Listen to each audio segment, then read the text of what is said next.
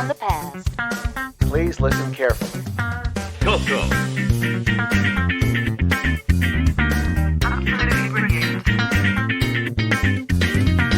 Welcome to the CoCo Crew Podcast. A delicious adventure into the world of retro computing news and information. Featuring the Tandy Color Computer. Hey, you got your CoCo 3 yet? CoCo.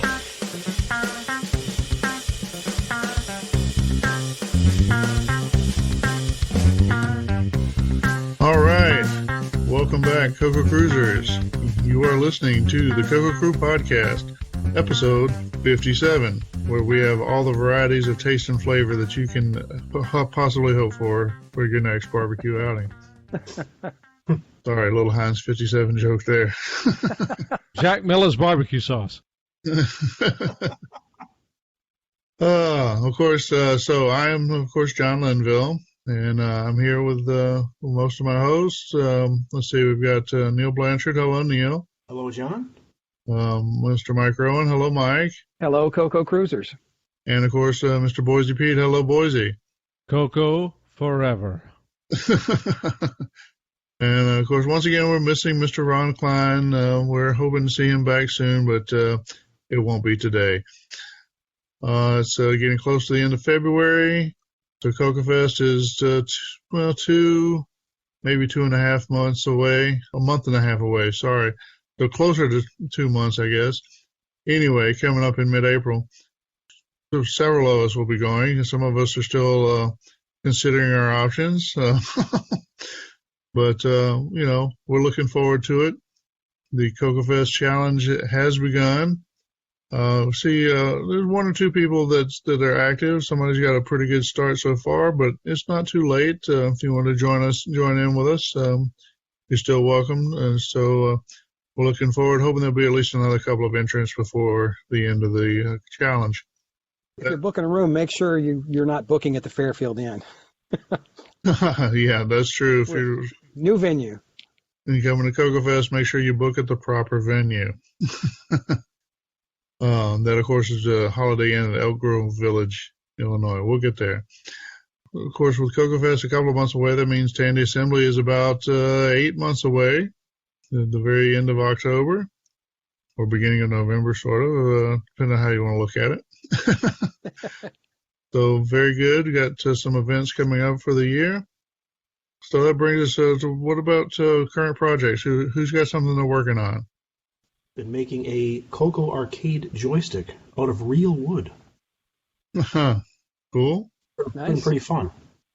That's cool. And of course, it's going to work on the Tandy 1000, the early T1K line, and Dragon with an adapter. Oh, yeah. Nice. That should be cool. Mike, what have you been up to? I've been living at work, so I've not been doing a whole lot this month. Yeah, no, I get you. I don't have that good of an excuse, but I've kind of been doing things, trying to prep a little bit. I ordered some cartridge case labels. I figure I need to make a few more of my back catalog cartridges. Get some demand for those, and looking at maybe putting together a project using the MIDI cartridge, but for my ride along with CoCo Fest Challenge, but I hadn't quite got off the ground on that one yet, so not a lot to report. What about you, Boise? You've been up to some cinematography, right? Yeah, I've got a few things cooking in the CoCo oven, but I'll talk about them later. All right. Cool. Well, what about acquisitions? Anybody buy anything cool lately, or dig something up? Yeah, I got a couple of books, a couple of textbooks. One's from 1981, Digital Technology with Microprocessors. Oh, So, cool. it's kind of a cool book. Starts with low-level logic, so that's a nice addition. And then another one that's a classic is Operational Amplifiers and Linear Integrated Circuits. Oh. That'll get you far in life. That's right. Nice bedtime reading. Yeah. Yes. Cool. That's cool. Let's see. I guess my biggest acquisitions I bought a collection, about 7 issues of the 68 microjournal from 79 and 80, which is really more for the 6800, but it has some relevant coverage for a few things there, especially if you expand your mind a bit on what's related to CoCo. Also, I picked up from Australia, I got a collection of 6 issues of Micro CoCo magazine. I guess you'd call it a magazine. That's printed on cardstock. A little journal or whatever dedicated to the MC10. Got programs and some news and that sort of stuff. Cool. It's kind of cool. It took a while to get here from the land of Oz, but came in today. We enjoyed browsing through them so far. I know some people don't like the MC10, but whatever. I enjoy it as a diversion in the world of CoCo. Everyone should own one. Yeah, right. Exactly. Anyone else? I picked up a few things on eBay related to a project that I'm working on, but I'm not going to divulge it just yet. I'll just say that it's related to the CoCo. All right, that's cool. All right, well, like I said, time marches on. We're making our way towards CoCo Fest. You got a little bit of action going on in the world of retro computing. That'll have to do for our introduction this month. So why don't we take a little break, and then we'll be back with our announcements.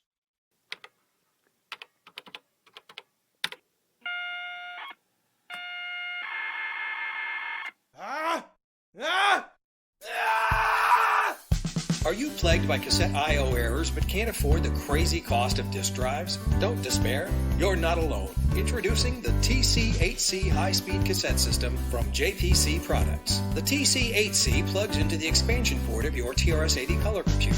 It's fully compatible with all versions of the color computer, from the standard 4K to the extended 32K. It's fast and reliable.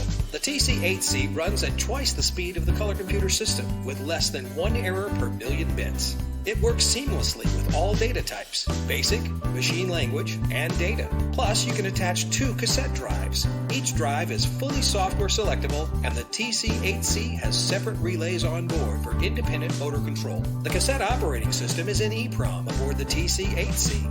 Just power on your color computer and all commands are available to you instantly. No drivers to load. No machine language routines necessary. What could be easier? And for the advanced programmer, the TC8C also has a second EEPROM socket compatible with 2716 and 2732 EEPROMs. Purchase our optional JBug monitor on EEPROM or cassette. JBug provides a 6809 assembler and disassembler, all compatible with the TC8C. Best of all, the TC8C provides the advantages and reliability of disk systems at a fraction of the cost. The TC8C, fully assembled and tested, is just $129.95. Stop leaving your important programming and data to chance. The TC8C has been in successful operation for more than 4 years. We don't call it the poor man's floppy for nothing. Experience the difference for yourself. Fast, reliable, affordable. The TC8C high-speed cassette system from JPC Products. All right, CoCo Cruisers. Now we're back with our announcements. So you are, of course, listening to the CoCo Crew Podcast. We are available on Twitter as at CoCo Crew Podcast.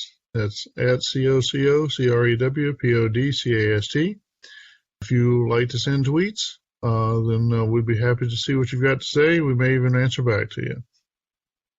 We are, of course, available on Facebook. We have a Facebook page, and that's, of course, the CoCo Crew Podcast. That's 4 separate words. If you're on the Book of Faces, come and check us out. Join up on the group. Sometimes you get a little news a little early, at least, or a few items that don't make it to the greater CoCo community. So come and check us out.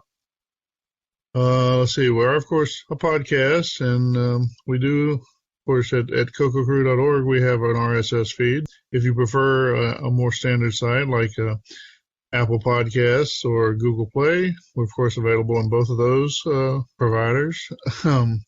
And we're, of course, available for streaming through Spotify, Stitcher, and TuneIn.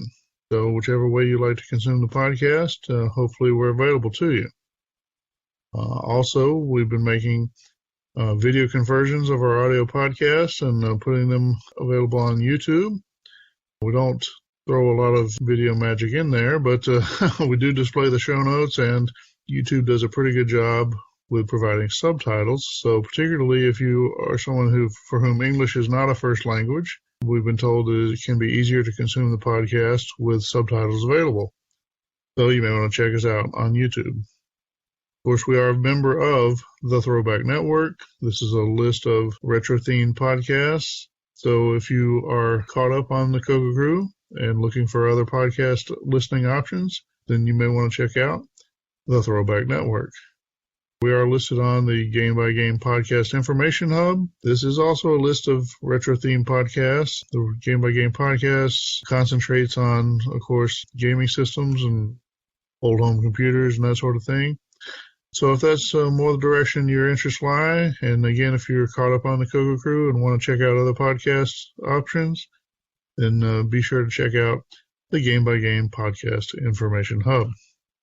Audio for the CoCo Crew podcast is hosted by CyberEars. If you have a need to host audio on the internet, whether it be for your business or your church or your club, or your own podcast or whatever you've got, then we recommend that you check out CyberEars, where you will get your audio on your terms. If you want to reach out and contact the hosts of the CoCo Crew podcast, we have some addresses available that will reach all of the hosts. And so we, of course, have show, SHOW, at cococrew.org. That's COCOCREW.org. We also have podcast, PODCAST, at cococrew.org. And feedback, FEEDBACK, at cococrew.org. So feel free to reach out via email to the host of the CoCo Crew podcast. If for some reason you want to target one specific host or another, then we're each also available with individual addresses. I, of course, am available as John, JOHN, at cococrew.org. Neil is available as Neil, NEIL. Mike is available as Mike, MIKE.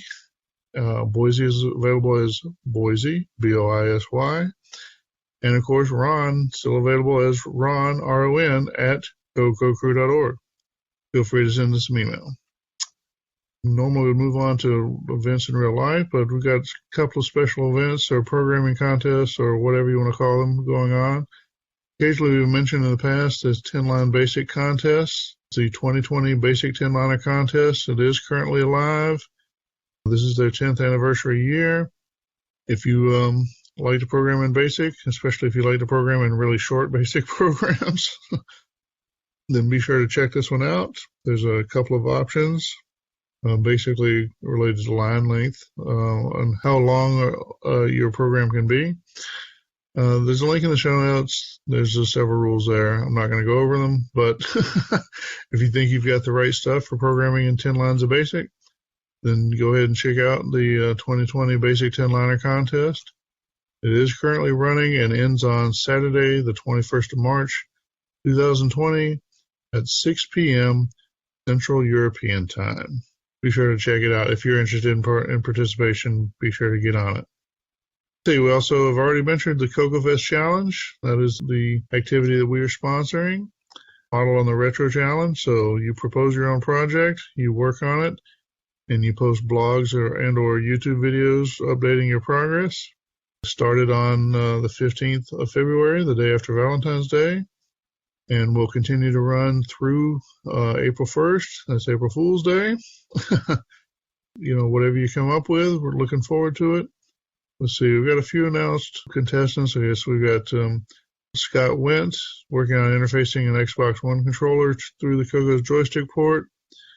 Jim Brain from Retro Innovations says he's interested in DMA on the color computer, and he's going to figure out how to enable DMA. We've got Jay Searle, who's probably got the biggest lead so far in terms of activity. He's working on an isometric game. I think Rietveld had sent an email earlier. He may have already published what he was planning to do. His entry was a little unclear, but he did post a video that would seem to match it. I'm not sure if that's his whole project or if he's going to be doing more videos. Anyway, The competition is just getting started.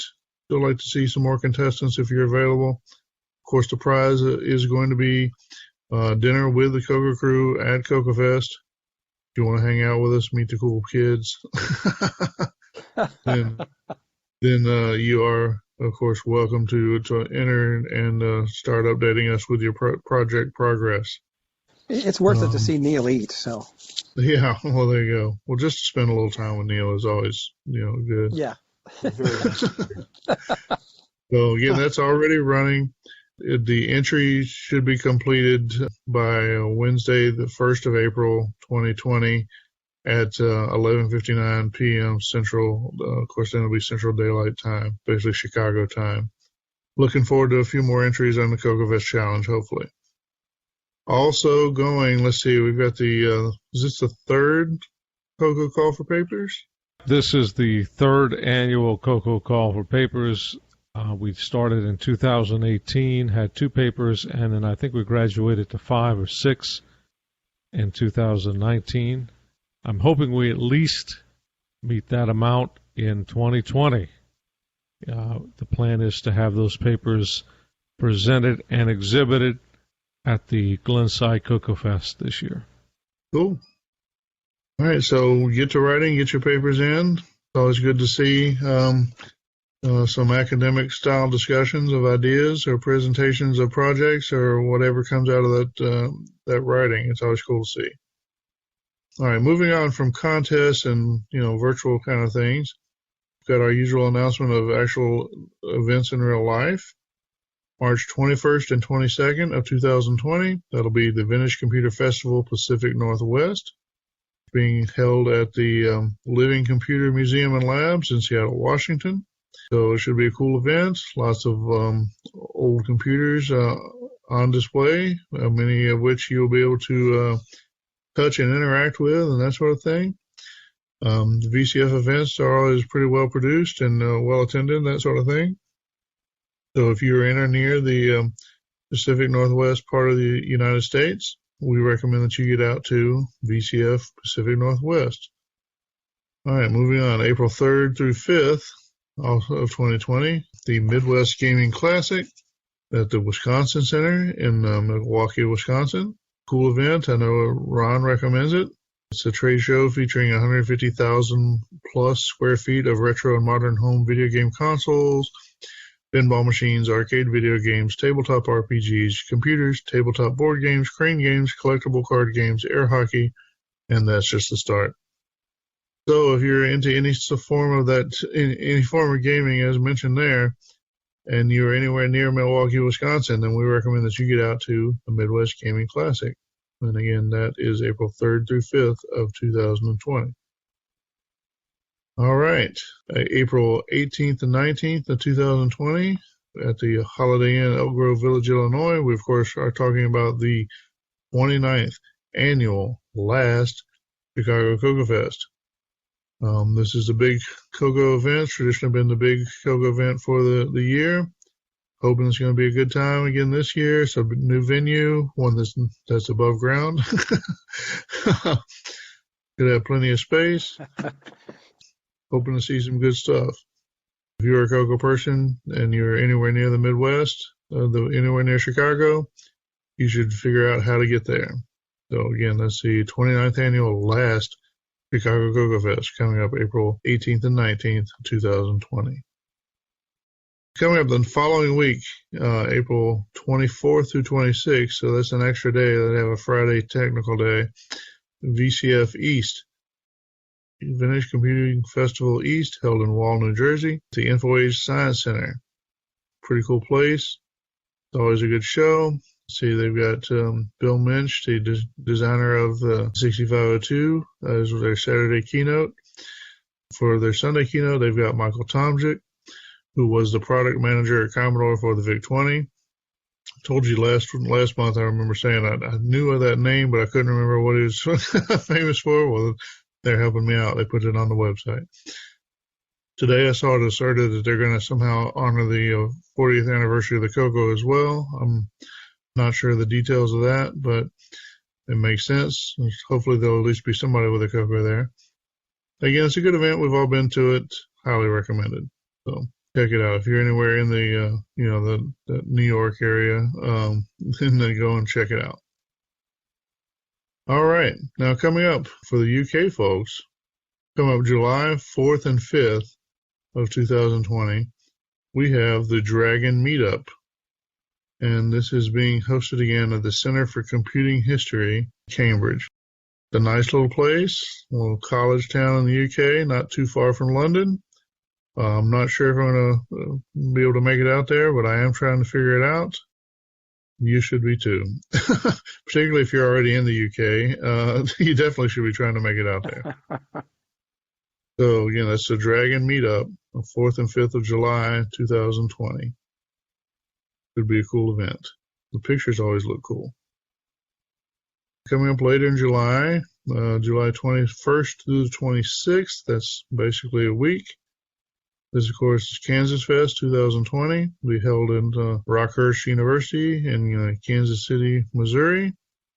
This is the Apple II event, so they're nice folks. It does wash off. Don't be afraid. It's a good way to spend some retro time. Go and check it out. Haven't seen them open for registration yet. If you're interested, you may want to keep an eye out. Yeah, I'm getting nervous. You constantly tell us that it'll wash off, and now I'm getting concerned that maybe it doesn't. Well, you never know. Well, I haven't messed with my Apple too much since I went, so I guess it washes off. Okay. All right. Okay, they're laying on our agenda right now, coming up October 30th through November 1st. So that includes the Friday Technical Day. In 2020, we're talking about Tandy Assembly. This will take place in Springfield, Ohio on those dates. Should be a cool event, as always. Lots of good Tandy stuff. Also, whether you're going or not, the Tandy Assembly website has some swag available. You should go and buy a t-shirt or a hat so you can show up looking the part. It should be a cool event. Well, that brings us to the end of our announcements. So why don't we take another little break, and then we'll be back with some news. Make your Tandy color computer more versatile with great additions from Radio Shack. The Tandy multi-pack interface is just $99.95 and allows you to connect up to 4 program pack cartridges. Easily change between the 4 slots using the front panel switch or switch slots under software control. How about adding an 80-column adapter? Just plug in the WordPack RS cartridge to your color computer and attach a monochrome monitor. It generates crisp, clear 80-column text with true upper and lower case characters. And it's just $99.95. Find these and other great color computer products only at Radio Shack, a Tandy company. For versatile, powerful word processing on the CoCo 3, look no further than WordPower 3. Written in 100% machine language, no other word processor offers the speed, power, or flexibility of WordPower 3. Editing is effortless with WordPower 3. Access the help screen anytime. Features include split-screen editing, mail merge, on-screen 2-column print, spell checker, punctuation checker, and a built-in 4-function calculator accessible while you edit. Printing is a breeze with WordPower 3's built-in print spooler. No more waiting on your printer. Print a large job while you work on another. WordPower 3 provides for up to 72K of text on a 128K system and over 450K of text on a 512K system. That's more text than any other CoCo 3 word processor. WordPower includes a quick reference card and full instruction manual for just $79.95. Step up to the power and versatility of professional CoCo 3 word processing software. Step up to WordPower 3 from Microcom Software. Okay, CoCo Cruisers. Now we're back with some news. See, I'll start off this time. See, our first item is from the Nerdly Pleasures blog. This is the Gotek floppy drive emulator in the IBM PC world. You may have seen these little devices made to fit in the slot for a 3.5-inch floppy drive. They're intended to replace 3.5-inch floppy drives, oddly enough, but they have a little USB port in the front so that you stick a thumb drive into them that has floppy disk images on there, and so they're meant to replace, literal magnetic media floppy drives, intended probably for old PCs or old like manufacturing equipment or whatever based around PCs or using PC style floppy drives to keep those alive because, they have a longer replacement cycle than the average PC, I guess. But there have been some questions about, can we use these with the CoCo? And some people say, well, why would you ever want to do that? Because the CoCo STC is, God's gift from whatever, blah, blah, blah. And it is a good product. And maybe it's not the only product that does what it does. Maybe there's reasons to use other things. Thing is that the GoTech firmware, as it ships, is designed specifically for emulating PC, MS-DOS floppies. But there is replacement firmware out there that's a little more flexible. And so often if you're using a different floppy, a different system, it's not a PC, you need to load different firmware or whatnot to get it to work properly. My impression, at least, was that this article might have some information on that would be useful in pulling some of that off in ways that you could use to press this into service with your CoCo. Your mileage may vary. I certainly haven't done that. Maybe it's just a pointer to other places to get information. Maybe it's a wild goose chase. Or maybe it can help you when you're trying to use your Tandy 1000. Who knows? Kind of bookmarked it because I was going to check it out. Obviously, I didn't look at it as close as I should have. but maybe you should. I don't know. Any of you guys check this out? Yeah, I'd be interested if anybody's actually using that with other systems or trying different formats. Drop us a line. Let us know. Yeah. I would like to see more info on that. I am sure a lot of us have multiple CoCo floppy drive controllers laying around. Some of us may have, FT501 setups or whatever, with maybe an empty drive slot that we could stuff one of these into. Kind of have some of the convenience of the CoCo STC.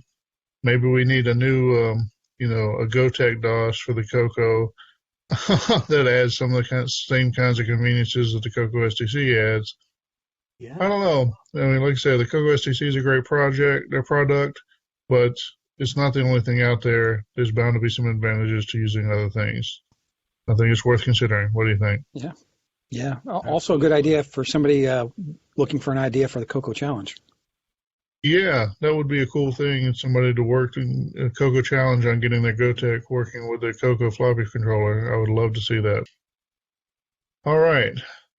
So moving on, our next item, let's see, printing ASCII art with an Arduino and a vintage printer. So this is from Emily's Electric Oddities on YouTube.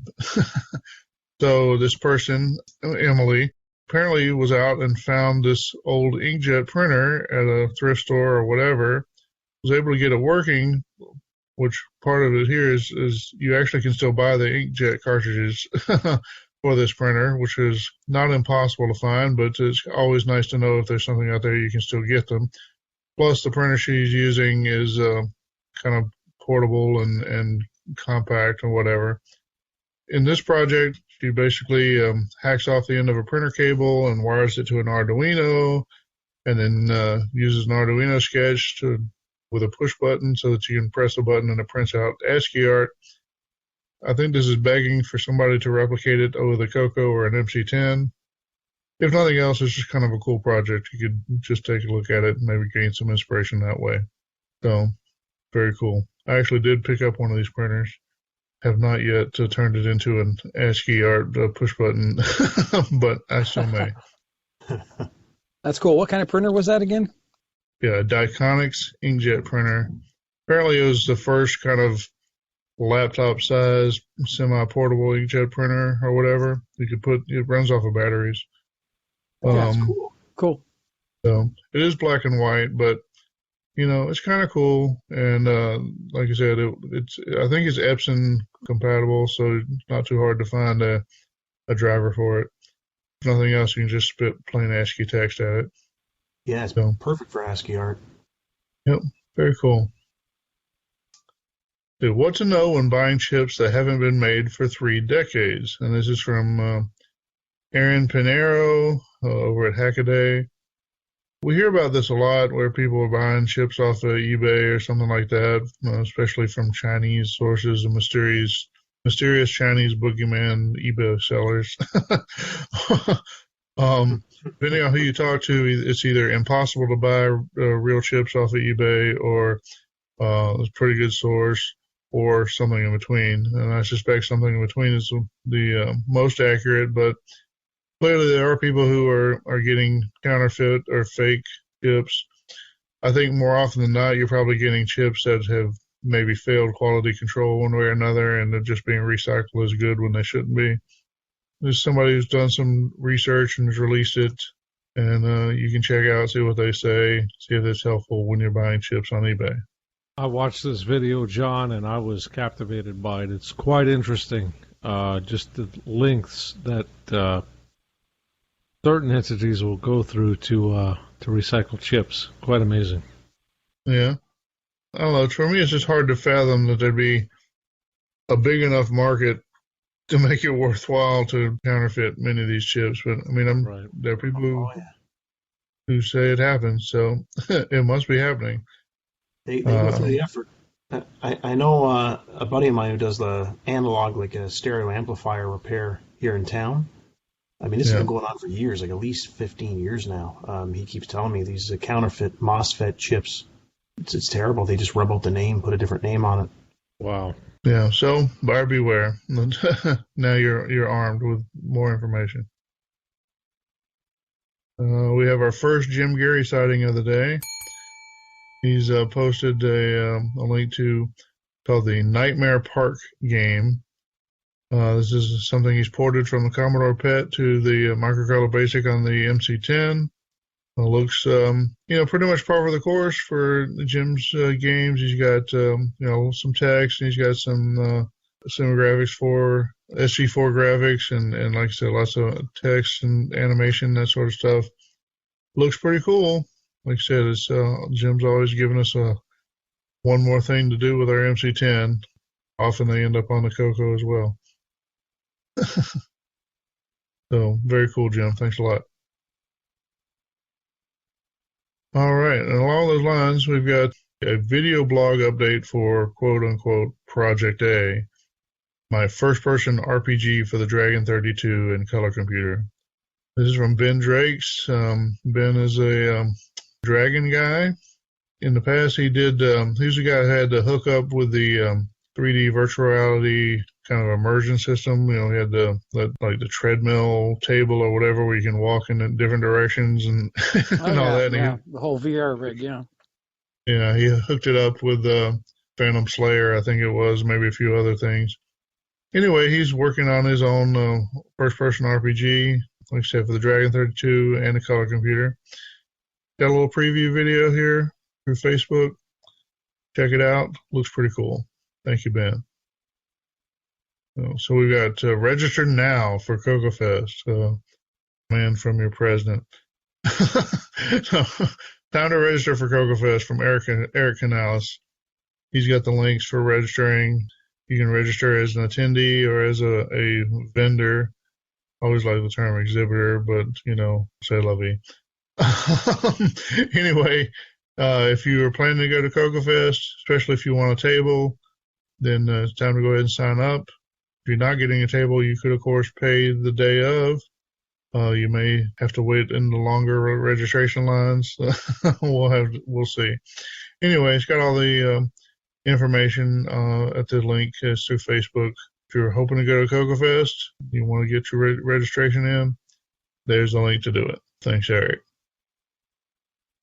The next news item is Holiday Weekend Project.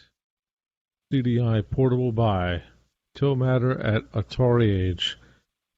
This appears to be a CDI recapping effort that turned into an attempt to get a CDI disk image copied. Is that right, John? It looks like they're building some kind of portable player out of it. Well, I guess it started out as a portable player. There's some information there about doing CDI disk copies. it looks like a little Walkman or a CD player or something, that form factor for a CDI, which of course is a system related to an OS 9 68000 based system. Kind of an early contender in what could have been DVD, maybe. Kind of lost out to DVD in the end, but anyway, the OS 9 connection is there. So Yep. Looks like he was successful at getting the CDI disc copied over with some help from someone on the forum. So yeah, cool, nice stuff. All right, the next news item is, it looks like the split screen assist circuit is almost complete as far as the simulator is concerned, by Chet Simpson. So Chet looks like he is working on some type of a circuit. I'm not exactly sure what it is, other than it is a split screen assist circuit. I guess it's for the CoCo. This is what he was starting to work on. Basically, the hardware design, it's essentially a counter for the horizontal sync circuit that hooks into being able to generate an interrupt on the cart line, so that you could, essentially have an interrupt partway down the screen to tell you when to change your video display or whatever. So you could have a split screen without having to do all the accounting yourself. If you want to do that sort of thing on a CoCo 1 or 2, be very helpful. On a CoCo 3, helpful, perhaps not as necessary or not absolutely necessary, but still potentially saves you a lot of cycles in your program. The H-Sync and V-Sync signals don't go out to the cartridge, so you'd have to have some kind of cable that plugs into the cartridge and then like into the CoCo 3's video port or something like that. I don't know how far he's gotten with this. I'm not sure how far he'll take it. He's posting that design and seemed to be interested in discussing it. We may have Chet on before too long to discuss it. We'll see if he has something working by the time we talk to him again. Maybe we can discuss it then. Does your CoCo 3 run hot? Are you using an older Model 512K RAM upgrade? Or maybe you have a 128K CoCo 3 that could use more memory. The Triad 512K memory board from Cloud9 is the solution you're looking for. Named for its unique triangular shape, the Triad only draws about 22 milliamps of current. That's an amazing 95% reduction in power. Less power means less heat and less stress on your color computer 3. The Triad 512K memory upgrade has been in production since 2013 with more than 500 units sold. So whether you need to upgrade to 512K or want to replace an older power-hungry memory board, the Cloud9 Triad is the proven, reliable 512K solution. Often copied, never duplicated. The Triad 512K upgrade from Cloud9. Cool stuff for your color computer. Visit cloud9tech.com for details. All right, Frank, I finished checking the doors from the outside. You're all set for your shift. See you tomorrow. Good night, Ted. Being the night watchman can be a lonely job. But being the night watchman at a Radio Shack warehouse is an entirely different story. Frank can check out the newest realistic stereo receivers and Optimus speakers. Or the Concert-Mate 600 polyphonic keyboard. And Frank gets to see all the latest Tandy color computers and accessories before you do. Like the new 128K Tandy Color Computer 3 with CM8 RGB analog color monitor. Frank's biggest challenge? Remembering when it's quitting time. Already? Radio Shack, America's technology store. The next news item is Maximum CoCo Drives by Jim Brain. This appears to be a product or maybe a proto-product called DrivePlexer, a floppy drive multiplexer system. I'm not exactly sure what this does. Well, I don't think it's really a product so much as an idea. But the point is, the floppy drive interface has three side selects or three disk selects and a side select. Theoretically, you could use them. The way it's used in like CoCo's DOS or whatever, you basically use one side select at a time or one disk select at a time, and the side select is used as a disk select by default. There's 4 lines, so you could have up to 4 drives. But theoretically, you could binary encode that and so that you could have up to 15 drives selected. I guess 16 if you count a 0. But so I don't know. It's an idea. You could do it. I don't know how practical it is. People are kind of two minds on floppies, it seems like, anyway these days. Half the people, they say, well, we've got a CoCo STC, why would you ever use a floppy? And other people seem to think, well, the floppy is like the ultimate in retro technology, so why wouldn't I want a floppy? So if you're in the later camp and you want to build a system that has 15 floppy disks, here's a clue as to how you might proceed to do that. Your mileage may vary. The next news item is making physical media from a WAV file for the Dragon and CoCo computers by our good friend Riefel. This is a YouTube video, and it appears that Henry is going to take a WAV file and make an actual, I guess, a physical copy of it on a cassette or disc. Yeah, so he's loading a program as a WAV file and then kind of walking through the steps it would take to then load the WAV file and then save the from memory back out to a bin file on disk. Pretty mechanical for most things. Now, if you have a program with like a multi-stage load or whatever that does weird tricks, that's not going to work as well. But it's a cool skill to have in certain situations. I love how Henry has his phone propped up on the old telephone. It looks like it's where the touch tone keypad is at. You see this phone, so it makes you, it forces you to a double take. Yeah, I always like his videos. They're very self-explanatory. Yep. Good work, Henry. The next item is VG6 converter for Windows by Ed Snyder. I know that Ed had worked on a VG6 converter for the Mac, and this probably is an extension of that work for the Windows platform. That's pretty much it. Well, that's good for the Windows users out there. Yeah, I hear there's a few of those. Yeah. All right, good work, Ed. The next item is just a quick note to let you all know that I have a small number of the new lowercase daughter boards available by John Whitworth. I do not see anything when I click on this link. John, can you elaborate? Well, it's a Dragon link, so you have to join the Dragon 3264 owners users group. It's a lowercase kit basically for, he's targeted the Dragon. I mean, it's basically for the 6847. Anyway, post it in the Dragon group. If you're a Dragon user and you're interested in a lowercase kit, here's your clue. You may want to approach Mr. Whitworth and see if you can get one. Yeah, it'd be pretty cool mod for your Dragon. Yep. All right, our next one. Working on some games for Asimov Awards and CoCo Fest. This is from Jim Gary. Solo chess for the CoCo, which is kind of a cool game where the object is you have to beat the chess pieces with one move each, I think. Cool little video. Nice game. Good work, Jim.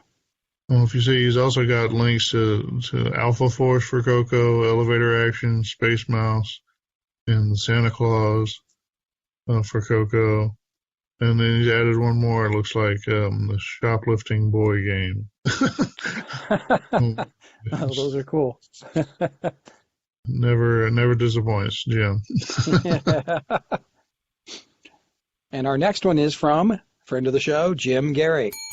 It's Alien Invaders Basic 10-Liner game. This is another one of those amazing 10-line basic programs, but it's a full kind of a Space Invaders type game. It's actually pretty challenging the way they move around. So cool video for that. Another great Jim Gary game. Yeah, very good, Jim. This next one is pretty intriguing. This is from Jenny List at Hackaday. What everyone else did with 8 bits, the Germans did with only 1. This is awesome. It's based on the MC14500 chip, which is a 1-bit controller chip. It's only got 16 instructions. What's interesting about this is that you have to have, it doesn't even have a program counter, this chip, and you have to build kind of, external circuitry to do all of this. Yeah. Fascinating. Yeah, I was not aware of this 1-bit processor. Pretty cool. Almost made me want to buy one and see if I could figure out how to make it work. But then I looked at my pile of projects and thought, maybe next time. A 1-bit processor, doesn't it have really a really small address space? That's it. One line. Yeah. But there's other cool things about it too. But because of that, because everything's externalized, you can have, you can drive an address space for as much memory as you want. Because you're just working with 1 bit at a time. Yeah. There's not even any math instructions in this, as far as I can tell. Yeah, it's just a really minimal set of stuff, but look kind of cool. Yeah, very cool. Check it out. All right, our next one is from Jan Duroji. The Commo Pad. Build your own tablet mouse joystick for your Commodore 64. Another one of these that could easily be for a color computer. Built a device that can emulate, like a koala pad or a mouse or a joystick. So you could kind of build a, like a touchpad for your CoCo using this technology. Pretty cool article. Yeah, I thought that was really cool with the, like I said, the technology part, and you could build that for your CoCo or whatever else. Definitely cool. Neat project. All right, this next one is from Joe's Computer Museum on YouTube. It's the NTSC composite with standard logic, horizontal timing section. Yeah.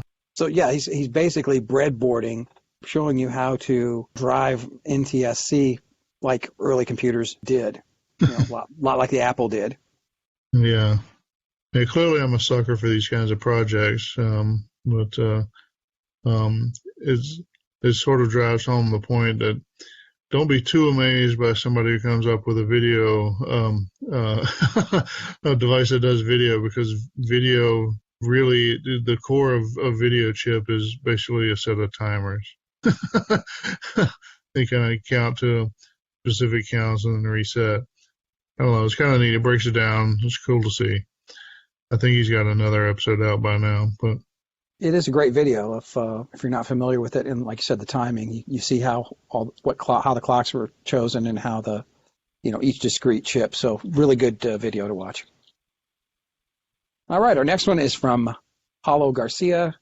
With a single 40,000 pound donation, Mega 65 is closer to becoming a reality.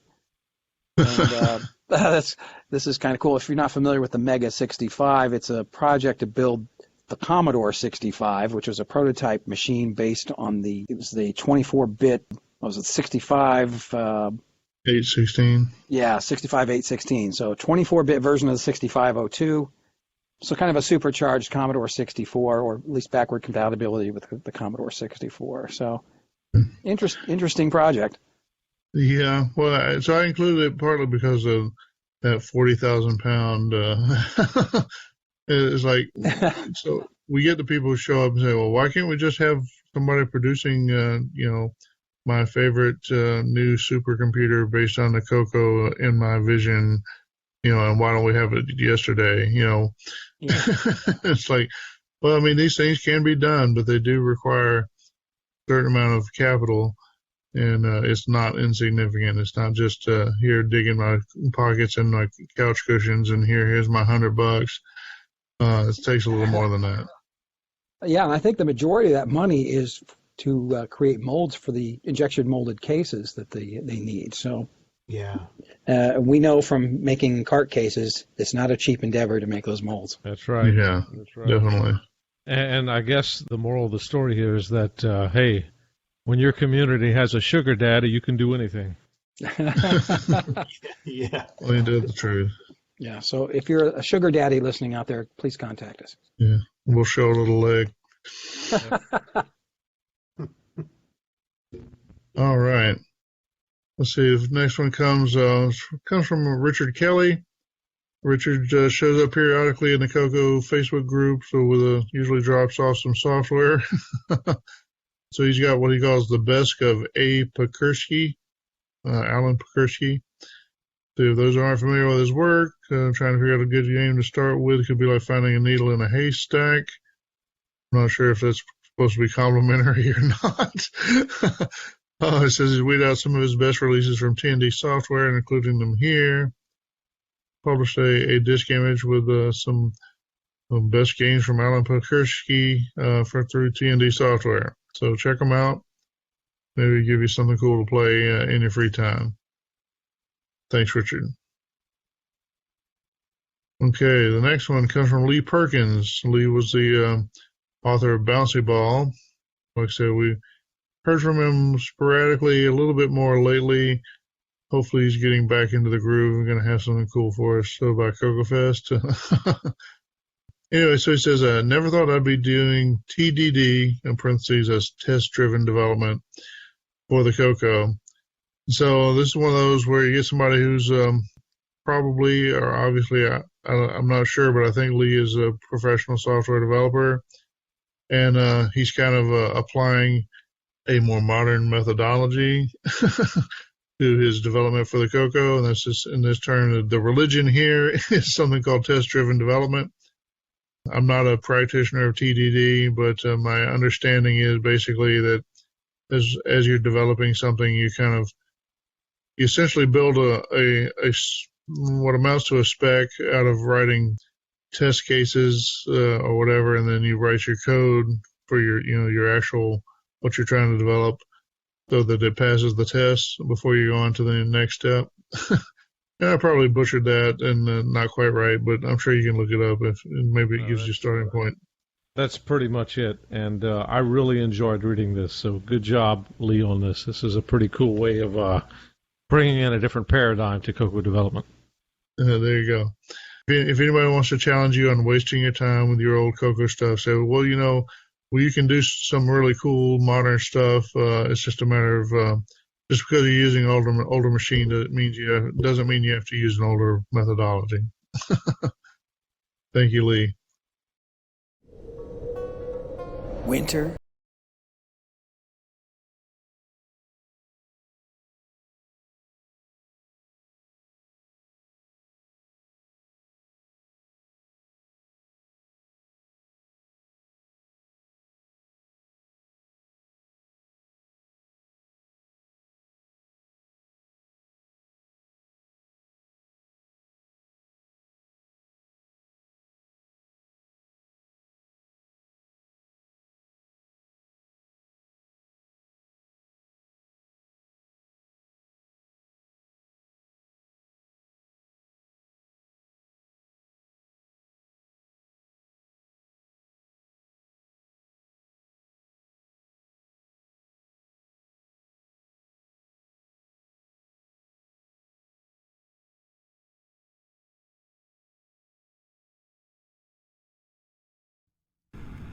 Great moments in history. Mr. Watson, come here. I want to see you. Mr. Bell, it worked. I heard every word. Duh, you were supposed to. I called you in here because I just received the newest Radio Shack flyer in today's mail. Look for your Radio Shack flyer in this week's mail. Save 25 to 50% on select items throughout the store. Mr. Bell, where are you going? Why, to Radio Shack, of course, for big savings. What about the telephone? If anyone calls, take a message. Radio Shack, America's technology store. Moving on, this one's from Roger Taylor. I'm proud to announce that the Cyclone CoCo 3 core has been ported to the third FPG system now, the Mist. And so if I was kind of cross at the end of that one and think I thought he'd already done that, well, he had done the Mister, which is related but different FPGA board. Yeah, so he's got Cyclone 4 for his Matchbox CoCo. The Mister using a Cyclone 5, and the Mist is a Cyclone 3. So all of them are FPGA implementations of the CoCo 3. If you like using FPGA-based CoCos, Roger certainly got some options for you. Here's one more for you to look into. You can buy the Mister, you can buy Mist. They kind of are used for emulating other machines. I think they both have roots in the Amiga communities. I could be wrong, but I think that's right. Anyway, so you can buy kind of off the shelf is the right term, but you can buy something that's got a different purpose and then repurpose it for your CoCo 3 if you want to. That's pretty cool. Yeah. Thanks, Roger. I think that is. Good work, Roger. Okay, so moving on. Let's see. I designed these PCBs and I'm waiting for them to arrive from Joe Rounceville. It's probably something like Rounceville, but I might be messing that up. So, Joe, let me know how I'm butchering your name. I'll try to correct it. He's gone off and implemented a modulator based around the EMC 1372 chip that replaces your RF can in your CoCo 2 so you can have composite video from your CoCo 2. We've seen a few of these in the past, and I hope to continue seeing these. I think composite video is kind of underrated as an option for the CoCo 2 and CoCo 1 in particular. It's a nice, affordable and easy to cable and easy to find, I think easy to find video displays for composite video. It's not hard to find VGA either, but I don't know, the composite video just seems more appropriate to me. And, if you like your CoCo VGA, please don't throw rocks at me. That's fine. You can have that too. But I'd like to see people explore the composite video option just because, it seems more correct to me. Yeah, cheapest way to get 256 colors. And that's certainly true for the CoCo 3 at least. I'm going to have to reach out to Joe because I think this would actually segue real nicely into the project that I'm working on. Oh, yeah. Cool. Okay, moving on. So this is from Sheldon McDonald. This is my buddy. He there for a while was doing a lot of Game Master cartridge projects, and he did some game controller projects for a while, and got him into some 3D printing. Clearly, he's continuing in the 3D printing mold here. He says, I built some replacement key models to print. And so basically, he's printing replacement keys for CoCo keyboards.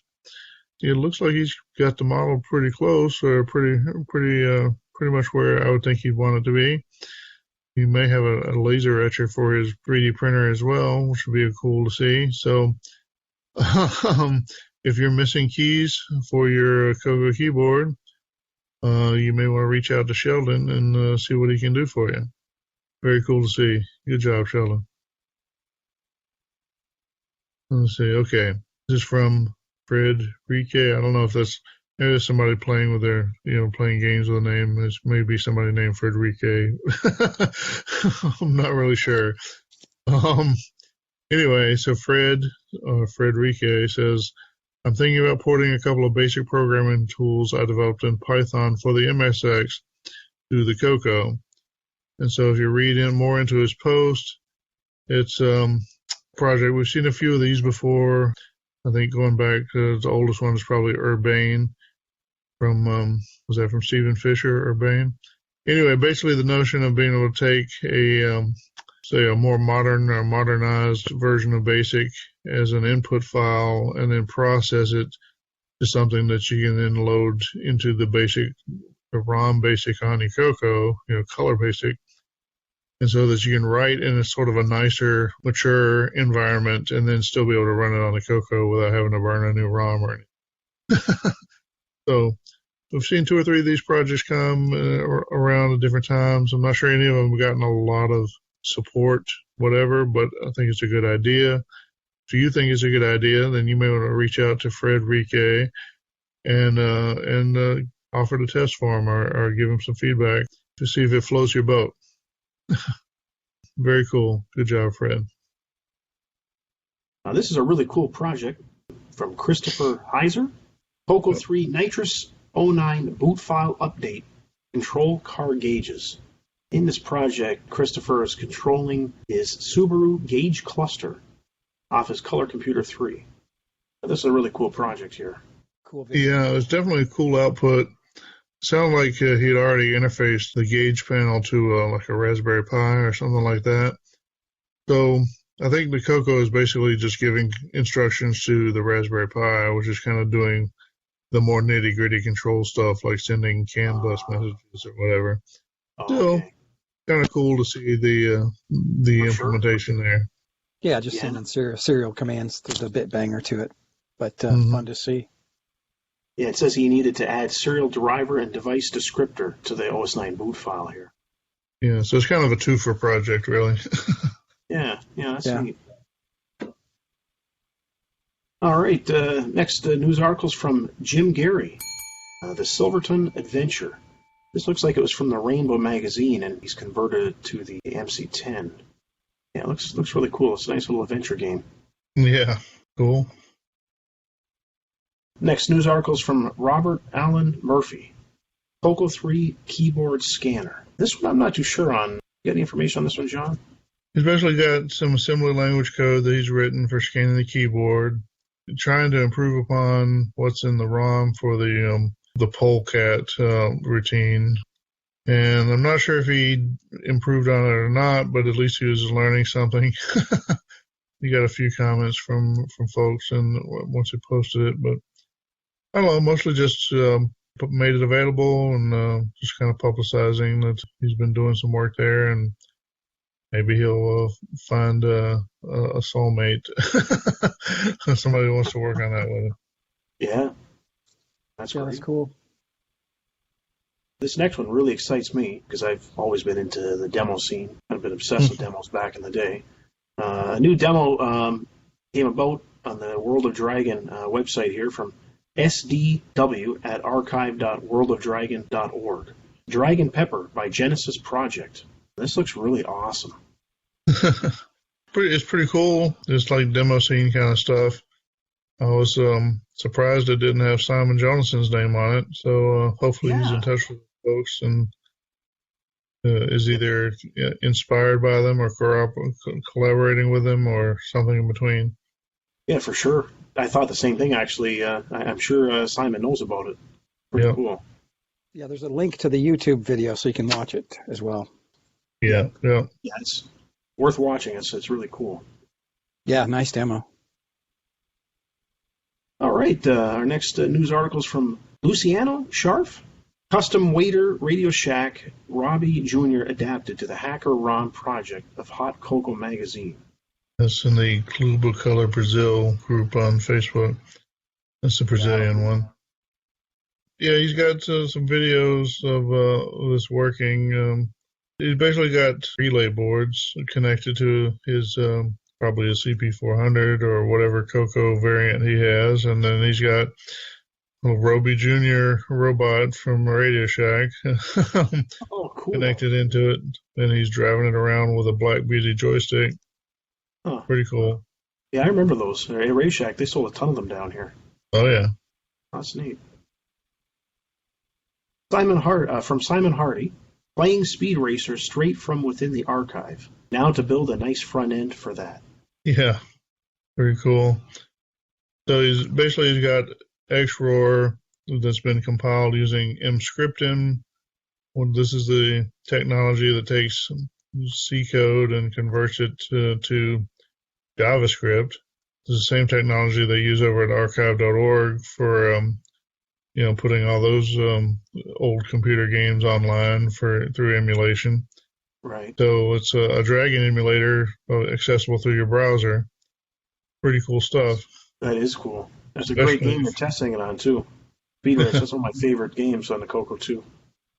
So especially if you're somebody who's only done CoCo stuff, never done Dragon stuff, you want to see what it's like, that's your easiest buy-in right there.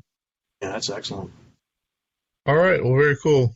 That's our final news item for this month. Why don't we take another break, and we'll be back with some feedback. Learn how to use your computer for more than just games with Hot CoCo magazine.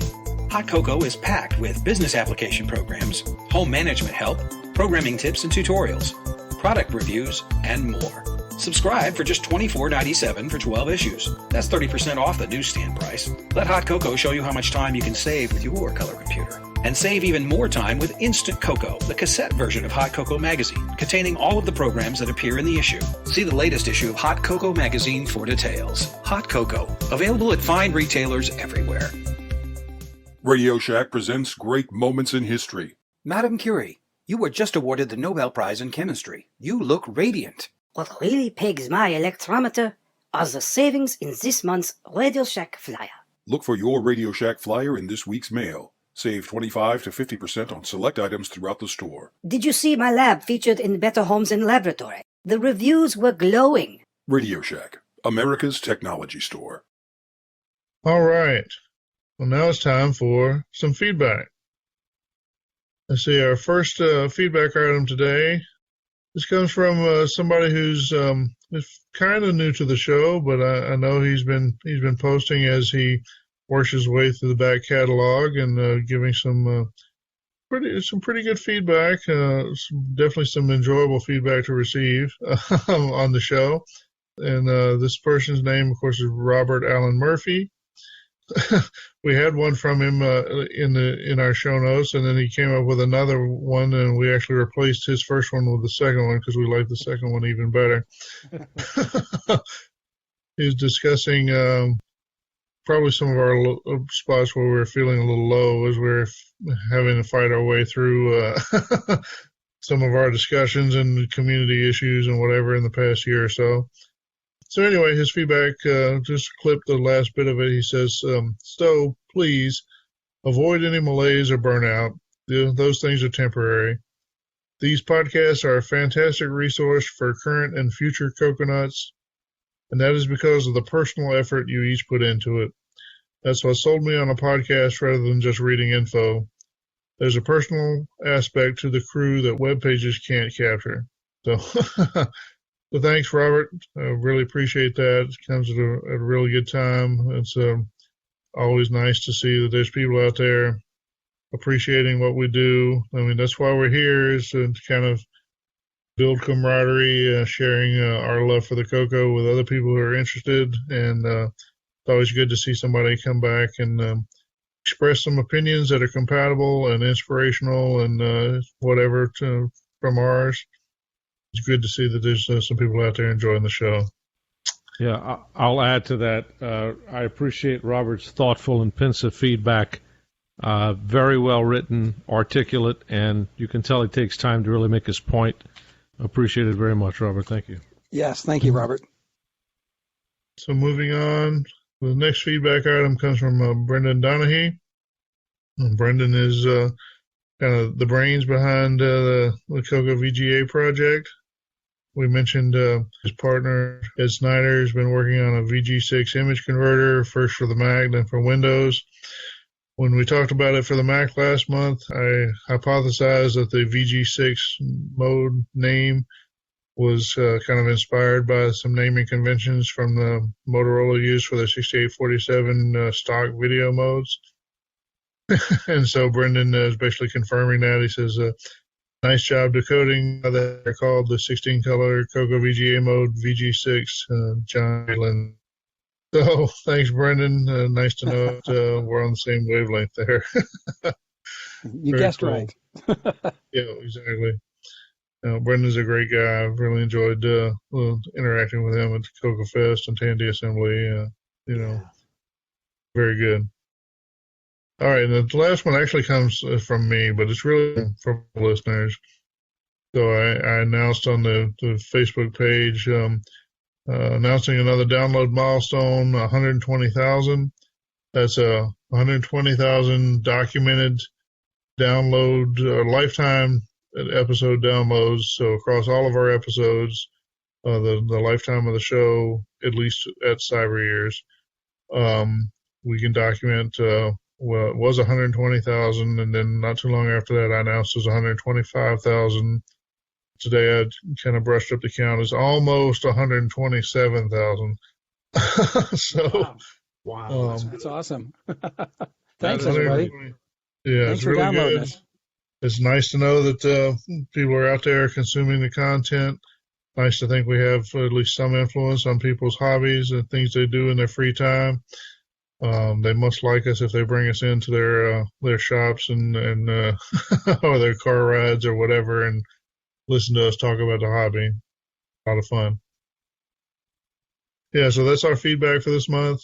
So again, we'd love to hear what you got to say. So feel free to send us some email, feedback@cococrew.org, or leave us a note or a post on the Facebook group. Of course, we love to hear when you like the show. if you don't like the show or don't like something or you're tired of Neil's quirky Canadian sayings or, whatever, let us know. And again, that's the show. We still want to hear from you. Yeah, still want to hear from you. So feedback at cococrew.org or podcast at cococrew.org or show at cococrew.org. Let us hear from you. All right. Well, why don't we take another break and then we'll be back with some more of the show. 1863. Confederate forces invade the northern states. Battle of Gettysburg. A tactical battle simulator that allows you to lead thousands of soldiers in the Battle of Gettysburg as commander of the Union Army. Your decisions and military performance play a crucial role in the result. Lead your army and win the Battle of Gettysburg. Rainbow Magazine says, this game provides the best feel of any tactical game for the color computer. Color Computer News says, win or lose, you will know you have been in a battle. Battle of Gettysburg requires 16K extended basic with joystick and cassette. Battle of Gettysburg from Soft Ride. This month in CoCo History. Welcome to This Month in CoCo History, where we explore events in the life of our favorite home computer. I'm Boise Pete, and this month we venture back 33 years to February 1987 and the release of OS9 Level 2 for the Tandy Color Computer 3. OS9 Level 2 was announced in the fall of 1986 in Radio Shack's yearly catalog in conjunction with the new Color Computer 3. OS9 for the CoCo had been made available some years before, but given the new capabilities of the CoCo 3, a new version of the operating system was in order. Over the course of 1985 and 1986, Microware Systems Corporation readied their new operating system with features to take advantage of the CoCo 3's advanced features, including multiple windows for the new graphics system and additional RAM. Although initially slated for the Christmas season of 1986, development delays required an adjustment to the delivery date of the operating system. In February 1987, OS9 Level 2 version 2.0.1 was released and made available through Radio Shack stores nationwide. It sold for $79.95 and included a thick manual and the basic 09 programming language. Incidentally, Christmas 1986 disk software for the CoCo 3, such as Rogue and Rescue on Fractalis, ran on a non-released version of the operating system, implying that software companies had early access to the OS. 3 decades later, OS9 Level 2 has been incorporated into the wider Nitrous 9 project and is completely open source. How times have changed. And that's this month in CoCo History. There are many great word processors for the color computer, but there's only one that gives you the simplicity of a point-and-click interface. It's Max 10 from Colorware. Max 10 is a true WYSIWYG word processor. WYSIWYG means what you see is what you get. What you see on your screen is what you will see on your printer. Combine multiple fonts, incorporate pictures into your documents. Format in columns, making newsletters a joy to work with. Max 10 is so easy it's almost completely intuitive. Max 10 from Colorware, the word processing program you've been waiting for. All right, CoCo Cruisers. We've got a little treat for you, maybe. At least the hosts are going to toss around a discussion point and see what we think of it. Maybe offer some advice if it's a problem that you share, or maybe say some dumb stuff that you can make fun of. Whatever works. So our discussion point this month is like, how do you restart a project after a long delay? And so I think we've all probably been there at one time or another, had a project we were working on and having some fun with, maybe making some progress with it. And then something happens and we have to set the project down, either because we just run out of time to work on it at the moment, or maybe you hit a big technical hurdle that you couldn't quite overcome at the moment, or, whatever the reason. For some reason, you stopped working on the project a few days go by, a few weeks, months, maybe years, but it's still there looking at you, and you still want to finish. You still want to work on it. So how do you get back into it? What do you do? How do you revitalize the project? How do you not just have to start over? And of course, how do you get back in a way that makes you actually finish this time? Well, you're definitely right. It's a hobby, so it can get interrupted very easily. I'm looking at some papers right here in front of me that it's hard to get back to. What I have learned over the years is take lots and lots and lots of notes. Yeah. Especially if you're writing some code, because you think you'll remember it, but 2 or 3 weeks go by and you have no idea what that variable was meant to be. Yeah. Well, that's definitely a point for writing code. I mean, that's, the comments in code, or, whether they were REM statements in BASIC or slash splat sections in your C code or whatever. Is definitely important to communicate with your future self, because just because it seemed reasonable at the time doesn't mean it's going to look reasonable later. And like I say, even beyond that, to just overall notes of problems that you kind of had in mind a solution for, or I've kind of thought about that, but hadn't done it yet. Solutions kind of disappear when you don't come back for a couple of weeks or I know one problem I have. I always use some kind of version control software, typically Git or something like that. And that's great, but sometimes you kind of get in the flow and you don't check in as often as you should. I mean, you can let it sit there as long as you don't delete it or whatever. It'll still be there, but you come back. It's really easy to stack up 10 or 12 or 15 partial changes or whatever, things that should be individual commits kind of get stacked up on top of each other. And then I'll come back and it's like, well, I want to start working again, but really the first thing I need to do is clean up all that, all those jumbled together commits into proper, segmented commits, do one thing at a time kind of commits. So I probably got a half a dozen projects that are kind of in that state.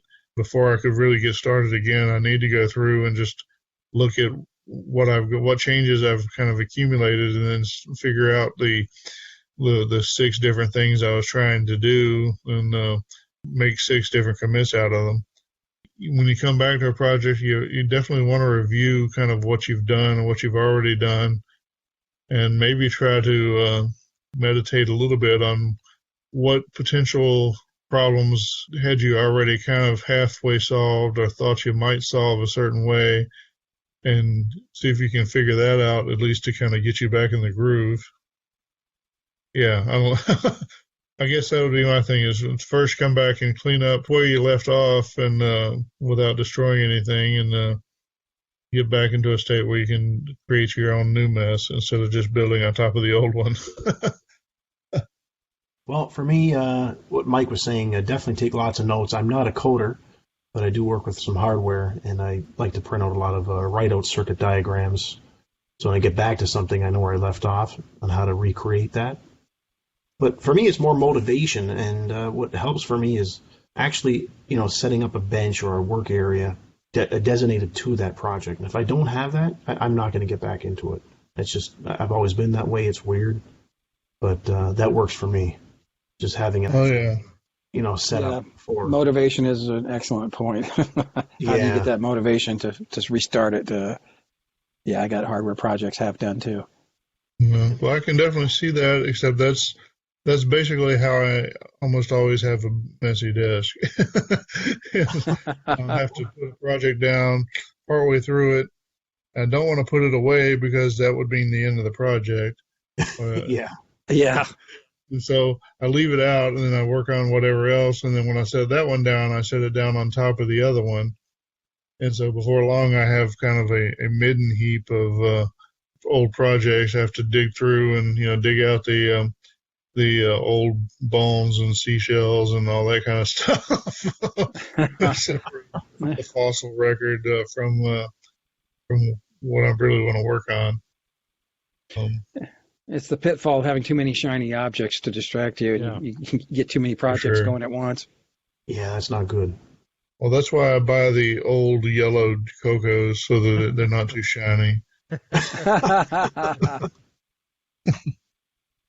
Everybody works differently. For myself, it's more of a matter of not stacking too much on top of each other, but I have so many varied interests outside of the color computer and work and school and other things that, for me, I find myself inspired by ideas and then work on them a while, go off into something else completely different and come back. Certainly the project that I'm working on right now that I'll talk about probably in a couple of months is an archetype of that. But I know for me, organizing helps, taking notes help, remembering where I left off, and picking up a project, stopping a project at a good stopping point, right? And then picking it up 3 months, 6 months later, and still being enthused about it. That's the key. It's not good to take a project and stop it at the wrong point. You want to have a good stopping point, bring it to some sort of conclusion, and then have some time to really gel on it, think about it, and then when you pick it back up again, you feel like you have a good starting point to do that. And that's kind of what is happening with the project that I'm currently working on now. So that would be my suggestion, right? Before you put it down, make sure you put it down right, you document, and then you kind of have some time in your mind to think about it over the course of the time you're not really truly working on it, so that when you pick it up again, you can start right back up. Yeah. No, that's a good point. That's something else in a lot of my projects. Often, as you're working on a project, and like I said, when you get kind of those inspired moments of, well, I'm not there yet, but when I get to this point, I'll have that problem, and I'm going to solve it this way. I'll keep an open, I usually call it README. I'll keep a README file, just a plain text file open, and I'll jot down notes like to-do items or just random, this would make a good that. This would be a good solution to this problem kind of thing. I'll usually keep that open, in the project. When I do come back to it and I'm kind of trying to get back into it, I at least have those points there. And so if nothing else, once I'm done cleaning up my whatever I left not checked in properly, then I have my bullet list of README items that say, well, I was going to use a linked list for that, so I need to write my linked list implementation or, something like that. So that's probably a useful point. It kind of goes along with your documenting. I think they're separate points. Stopping at a place where you've actually got something, that's a good stopping point or whatever. Usually if you could have sort of a mini goal, a collection of mini goals as a trail to your final project, if you could stop along one of those mini goals when you actually have to set it aside, that probably is helpful. Breaking it into pieces definitely makes it more manageable and easy to leave and come back to. Maybe we never run out of projects that aren't quite finished yet. That's it. True enough. All right. Well, why don't we call this one to a close and move on to whatever's left of the show. If you own a CoCo, you need to visit us at CMD Microcomputer Services Limited. We're your TRS-80 specialists in Canada. Software from Adventure International, Computerware, Tom Mix, Med Systems, Spectral, Prickly Pear, Programmers Guild, Cognitech, Prism, Datasoft, and more. Plus, we offer a full line of disk drives, Epson printers, Mark Data keyboard kits, Wyco and Craft joysticks, books, and magazines. Come to CMD Microcomputer Systems Limited, Edmonton, Alberta. AutoTerm turns your CoCo into the world's smartest terminal. Scroll text forward and backward. Save, load, and delete files while online. Full support for the RS-232 pack, X modem, and even split screen for packet radio. Screen widths of 32, 40, 42, 51, or 64, plus 80-column support for the CoCo 3. Switch instantly to word processing mode. Find strings instantly. Create text. Make corrections, save, or load files. Then upload them to a remote system. fully compatible with Telewriter, plus full automation tools to automate dialing, keystroke, macros, uploading, and downloading. AutoTerm runs on the CoCo 2 and CoCo 3. No other computer can match your CoCo's intelligence as a terminal. AutoTerm from PXE Computing, Richardson, Texas. All right, welcome, CoCo Cruisers. We have an interview segment here today. I think you're going to enjoy it. We've got a CoCo software developer from back in time. Our guest today is Phil Zwart, who was the author of AutoTerm, which was a telecommunications software package for the CoCo. Everything I hear, it sounds like it was a really good one. And so joining me today, of course, I'm John Linville. Most of our regular hosts, we got, of course, Boise Pete. Hello, Boise. Hey, guys. Nice to be here.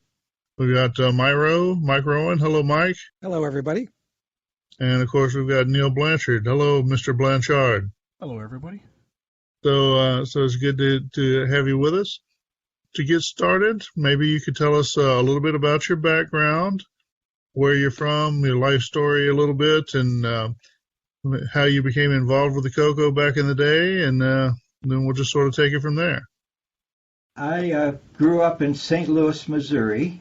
Met my wife, married her in St. Louis, Missouri when she was 20, I was 22. Over the years, we had 5 kids. Let's see, I was an engineer, an aeronautical engineer for about 5 years, worked for McDonnell Douglas in St. Louis. That's a large aircraft company there. Cool. And then I went back to school. I had a bachelor's in aero engineering. I went back to school and studied math. I had more of a knack for math than anything, and I got a doctor's degree. At first, I thought I'd just get a master's, but I was pretty good. So then I went on and got a doctor's in math at Washington University in St. Louis. Then I went and worked for the Central Research Department at Monsanto Chemical in St. Louis. Worked there about a year, and then I had a chance to get a teaching position at Washington University, where I had gone to school. But I went to the liberal arts school and studied pure mathematics, actually. But I took a position as a professor and assistant professor in the engineering school, in the applied math computer science department. And I taught there about 5 years. I didn't get tenure. So then I was looking for something to do after that. During that time, I did some work, you might call it consulting work. It was really programming work. I did other consulting work, but I did some programming work with a guy who had a truss plant, a plant that made wooden roof trusses. There's these plants, there was about 600 in the U.S., some in Canada, some in Europe, and so on. At any rate, I had developed some software for that company, and they were interested in the timeshare thing, in making their software available to other roof truss companies. So I pitched in on that. When I didn't get tenure, I had chances to go to other universities, but these people had already sold their truss company, and I had some small ownership in a truss company from doing the consulting and getting paid in stock. So they moved to Dallas, Texas, to take on a bigger role with the company they sold their business to. When I was looking for what to do, they offered me a position, and I went down to Dallas, Texas. And we lived in Dallas, Texas for about 30 years, actually. And I worked with this company. I was a 1/3 owner in the company. We had about 6 or 7 people when I joined them.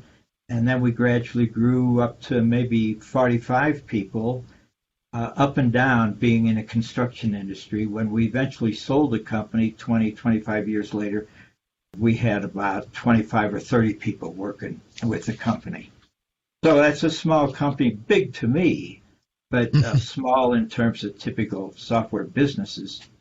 And so while I was working with them, we had our stuff all available on timeshare.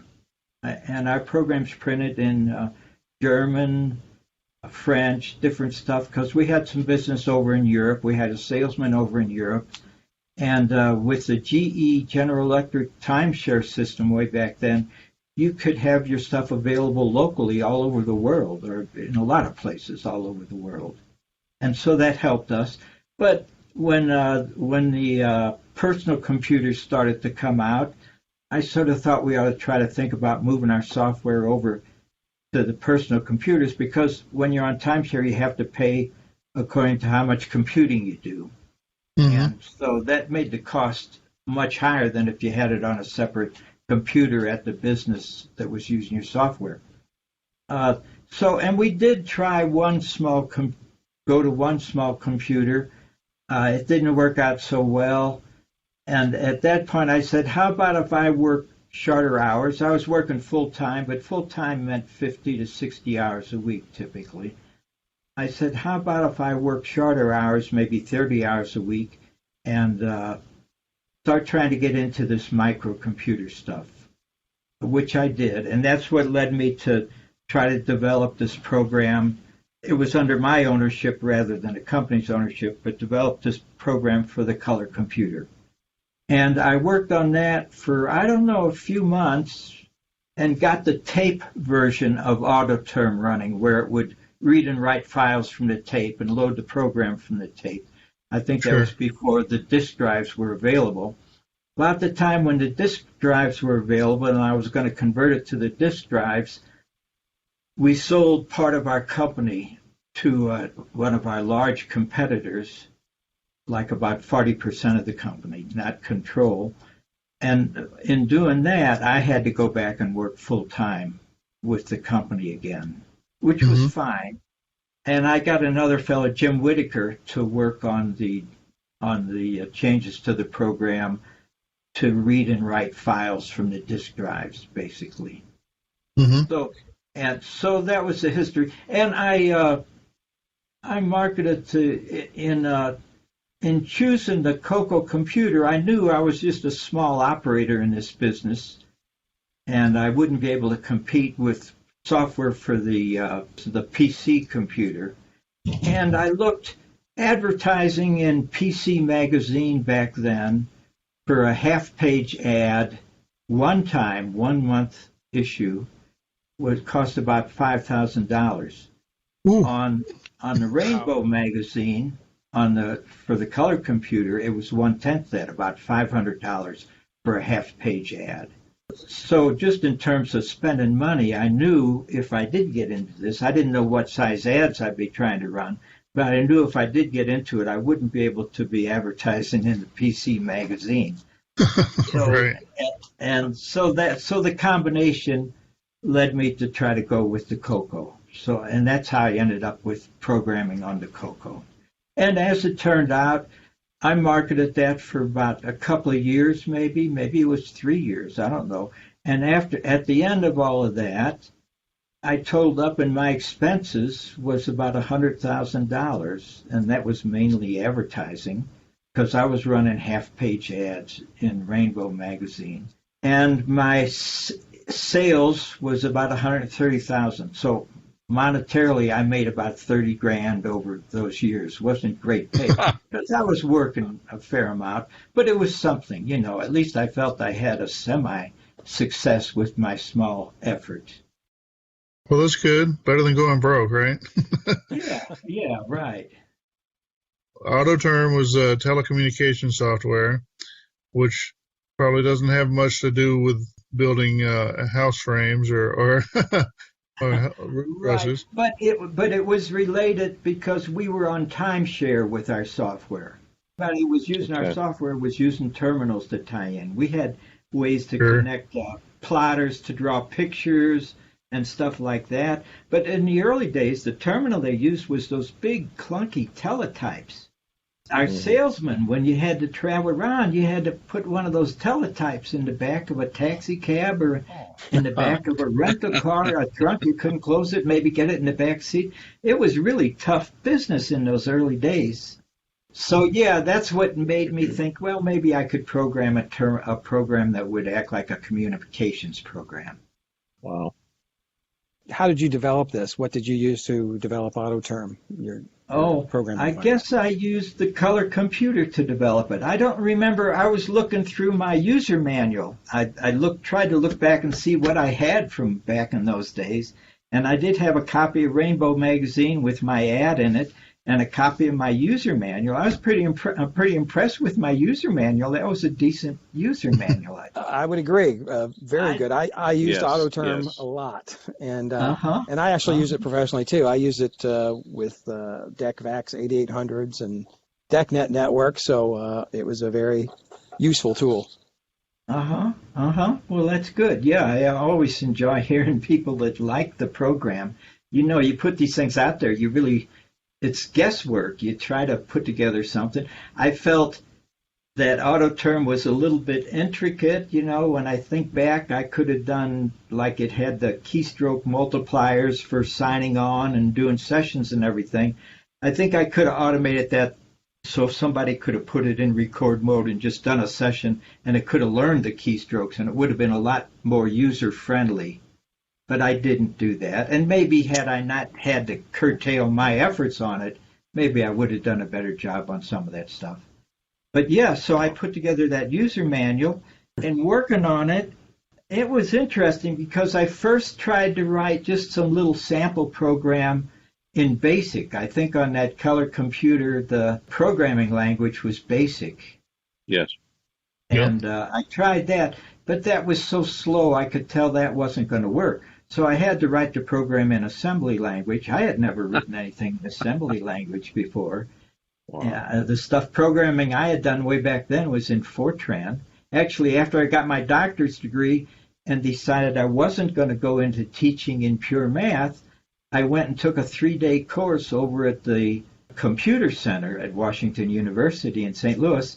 And in that 3-day course, I learned how to program in Fortran. You know, we had to put the program on those IBM cards and submit it to the Computer Center and then get your printout back in the afternoon or something, which was a lot of trouble. But that 3 days made me know a little bit about that, so that when I interviewed at Monsanto Chemical Company, I said, oh, yeah, I'll be able to program and everything.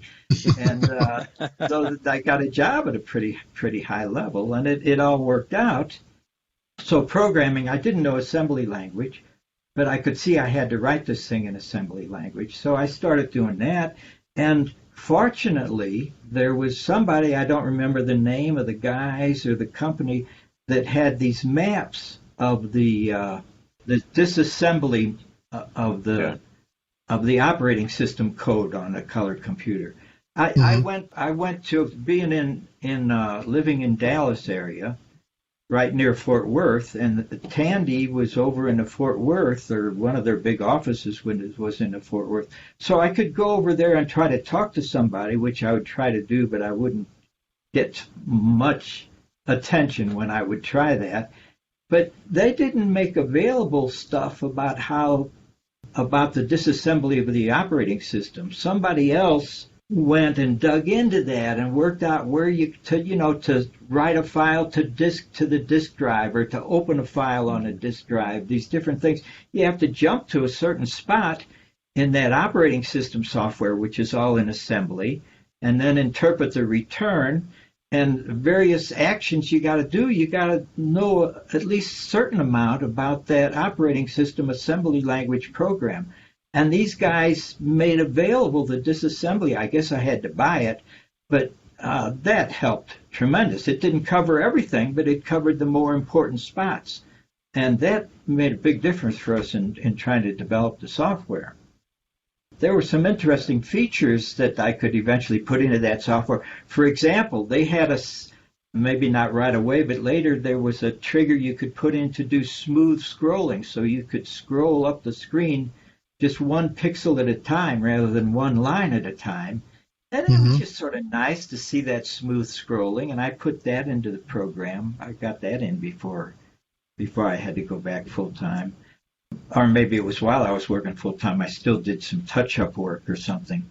But so there were some nice little things. Another thing that computer had, I think that computer had 128K memory. They advertised it as 64K, but I think it had 128K.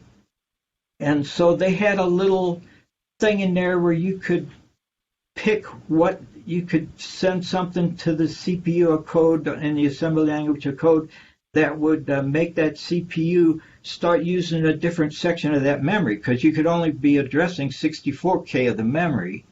But by sending these codes and working with blocks of memory, I could allow for much larger documents for people that wanted to do large documents on that color computer. And there was a little code to do that, and I thought that was pretty neat kind of thing. That one, I had made notes of the more interesting bugs I ran into. When I was working on that program, my wife once said to me, "You should quit worrying about bugs in your programs and start worrying about bugs in the house." Because living in Dallas, there's a little more insect problems, and we didn't want to use a bunch of poison around the house or anything, so it would be a little more sensitive approach to controlling bugs, and I'd be procrastinating on it and stuff like that. So that's why my wife made that remark, and it wasn't done in a tender way at the time. So one of the bugs that I ran into was related to that flipping of the address space and using more memory. And it's sort of an interesting one. What I did was I sort of picked where I would start my bank of memory, and it was like on a multiple of addresses, about a multiple of 16. I mention that because it wasn't on a multiple of 64 for the address. And so I had this stuff all working, and it was running fine on my computer.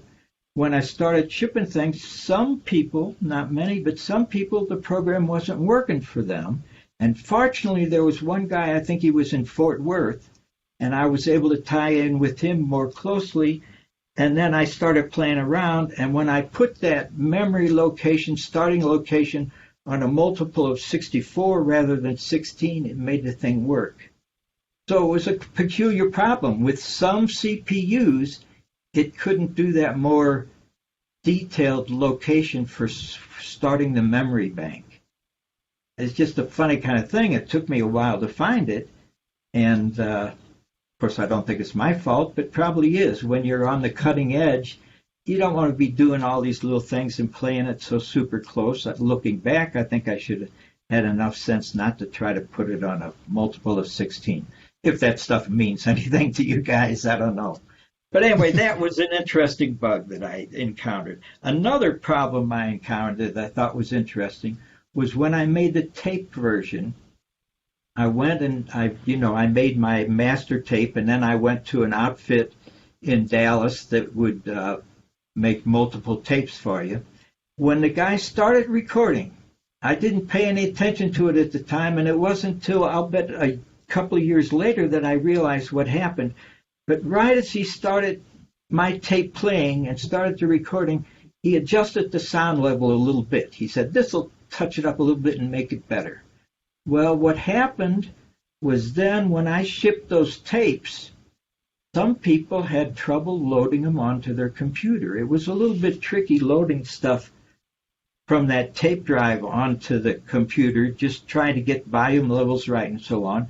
But I think that little adjustment that the guy did in the volume level mixed up some loadings of that tape. I didn't realize that at the time, and when people were having trouble, I didn't realize it. And when people were having trouble, they seemed to be able to get around it by playing with the volume on the tape version. But once the disc version came out, the tape version didn't matter that much anymore. But that was another interesting problem that I ran into. And I don't know for sure, but I think it was that little adjustment of volume there that messed up things. Of all the computers at the time, what led you to the color computer? It was a smaller thing. I felt competition-wise, if I was going to develop software and I'm a single person trying to do something, I don't want to get into the big time.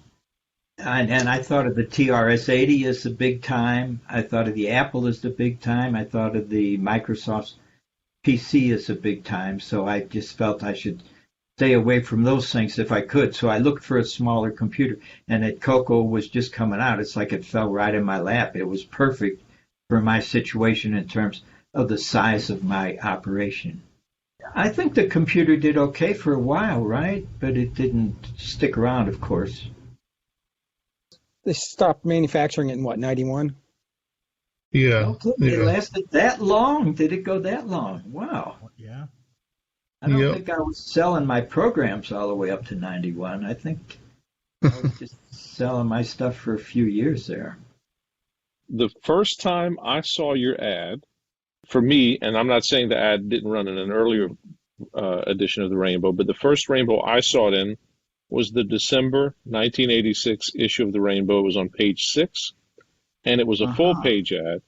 And at that time, the CoCo 3 had just come out about 2-3 months before, but in the ad itself, which is a full-page ad, and by the way, I love the way your ad was run. The text, the fonts were perfect. You didn't use this dot matrix printed font. This ad was professionally put together. The cute little telephone with the smiley face. And you use things like, you could fall in love with AutoTerm, the most lovable program. I mean, the way you put the ad together, and Mike, you probably could agree with this, it just made you want to buy it. It made you want to buy that software. Oh, thank you. Thank you. Fantastic manual, too. The documentation is just outstanding. Oh, yeah.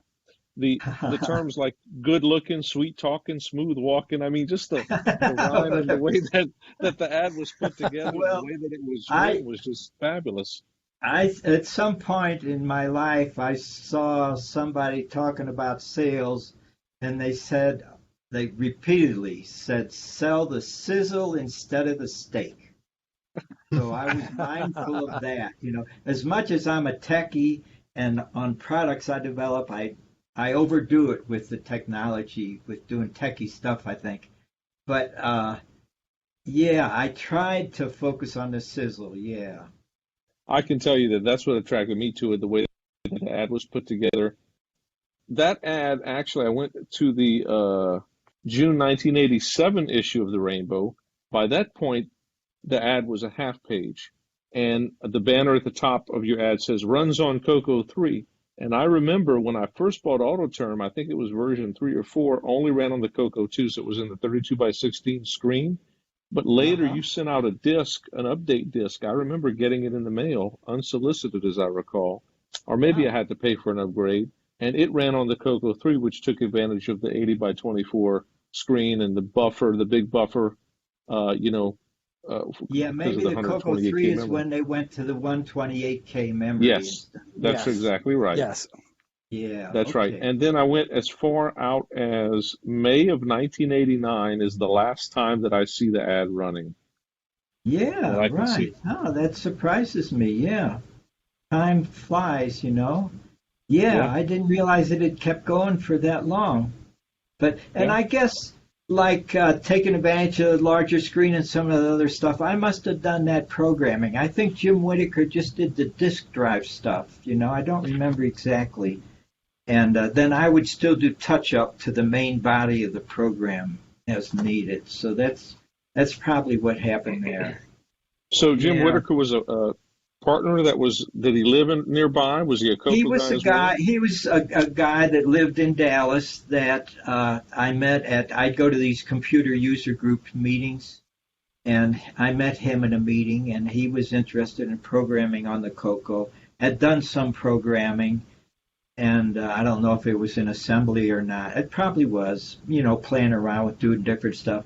And when I had to go back to work, I approached him right away and said, would you like to work on the disk version of the program? And so he wanted to do that, yeah. So I paid him some, not a whole lot, really, but I paid him some for doing it. Cheap Texas labor, right? Yeah. Well, people that love, that love a certain thing, they work for free if you want them to. Let me mention a couple other things I had written down here that I thought might be of interest. I was surprised that I got sales from users in a lot of different places around the world, in Europe, in South America, I guess, Australia. I'll tell you, let me tell you something about Australia. I don't like to bring in negative stuff, but to me it's sort of interesting. I would get somebody from Australia order the product about maybe once every 2 months or once a month anyway. It was very little sales, but it was something I thought, oh, interesting. I'm shipping some to Australia. And then I got a letter from some guy, and he said, you know, in Australia, they're taking advantage of you. They're making copies and selling them, and you don't even know about it. And it was right. I sure didn't know about it. And he said, but here's a contract, sign this contract, and then I'll produce it and I'll sell it and send you royalties. So I signed the contract, and I'm sure that guy used that as something that said he had a right to distribute my software. Never sent me anything. I never got a dime worth of royalties on there. Of course, I wasn't getting much sales there. I wasn't getting much sales there anyway. And the people from Australia that I meet, I really like. They're outgoing and lively people. But I also feel like the people in my particular business, we sold our product over in a little bit in Australia. Those guys were wheeler dealers, really. There's wheeler dealers all over. But I think that's a higher percentage of wheeler dealers in Australia, just from my limited experience. Crikey. I don't want to interrupt you, but that leads to another question I wanted to ask. I loved your program. One of the things I remember is that it had this mode where you could go into an editor mode and type things as well as a terminal mode. And I used that to do some reports for high school. But one of the things that frustrated me to no end was that copy protection scheme on the disk side. So I couldn't just make a backup of AutoTerm. Was the reason for adding that the problem that you had heard from the guy in Australia? Was that the motivation for adding copy protection? No, I added that right off the bat. And I didn't personally add that. The company in California is where I had the discs made. And they would put that in. That was just part of them making the discs. Cool. So it didn't cost me any extra or anything. And I just put that in because I just felt with all these computer clubs and everything, I'd lose a lot of sales if people could make copies of the discs. So that's why I did. It's unfortunate, but that's why I did it. Yeah. And if I were doing it again, I guess I would do the same thing. I'm kind of surprised, even amazed that there was a company specializing in producing, with enough CoCo specialty in producing discs, that they would be able to add copy protection. Yeah. Well, I don't have any idea how they did it, and I'm sure they made disc copies for all kinds of stuff, not just for CoCo stuff. They just did mass production of discs, that's all. Yeah. I was just going to mention one other thing was I would get letters from all over the world, not gobs of them, but some. And in fact, one of my ads in the Rainbow magazine, I showed the shape of a heart with a bunch of text inside, which were comments taken from letters that I received from people, like I love AutoTerm or this or that. And I put it all in the shape of a heart, and I did that for one ad. I don't know how many times I ran it, but I didn't run it all the time. But what was interesting was the best letters I would receive, the ones that said the nicest things to me. And usually they'd start off saying all these nice things, and they'd say, and here's what would really help me when I'm using AutoTerm. They'd want me to make some additions to the program. The best letters came from Montreal. I think those French Canadians, they're a little more empathetic or something, but they were the best. I never got a bad letter from any of those guys, and always nice letters. And they those French Canadians are awesome. It's the French romance, Yeah, they probably romancing the women. That's where it came from. Yeah. So the other thing I wanted to mention about the ad was that what was really attractive is the ad was always consistently in the beginning of the rainbow. That's a pretty coveted place.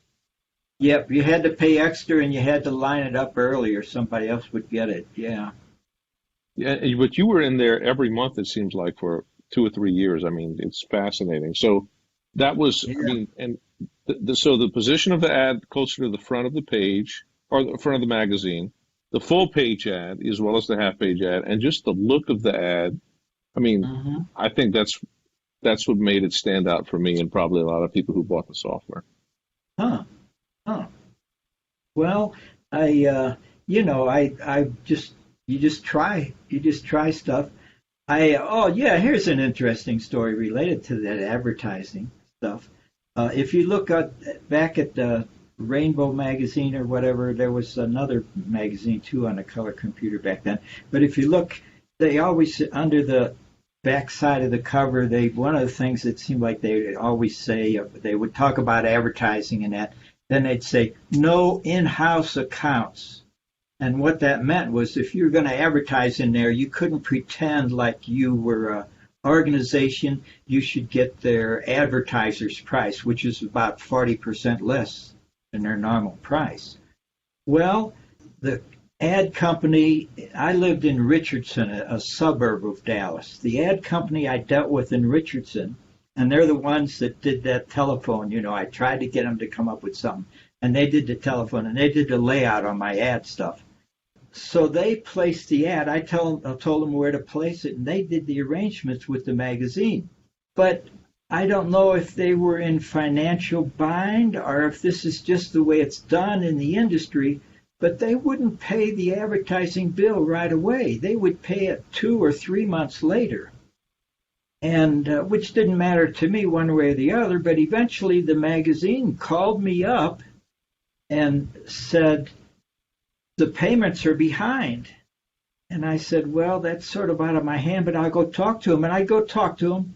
They wouldn't change it. They kept on doing that. And, this went on for a year or so. And so then I called the magazine and I said, look, with this payment problem, why don't you just let me pay you rather than them?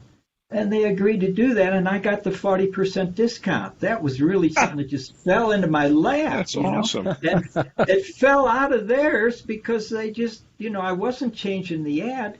They were just, whatever their business operation methods were, it worked against them in every case. Talk about getting rid of the middleman, huh? Yeah, right. And that was a significant amount. A half-page ad was, say, about $500 a month. And so then it was $300 a month. That was a big change for me. Wow. It's sort of touch and go when you're doing all this stuff. I tried full-page ad, but that was just too expensive to stay with that. I wasn't getting enough sales to justify that. Yeah. Right. I noticed your earlier ads were full-page, and then you went to half. Yeah, right.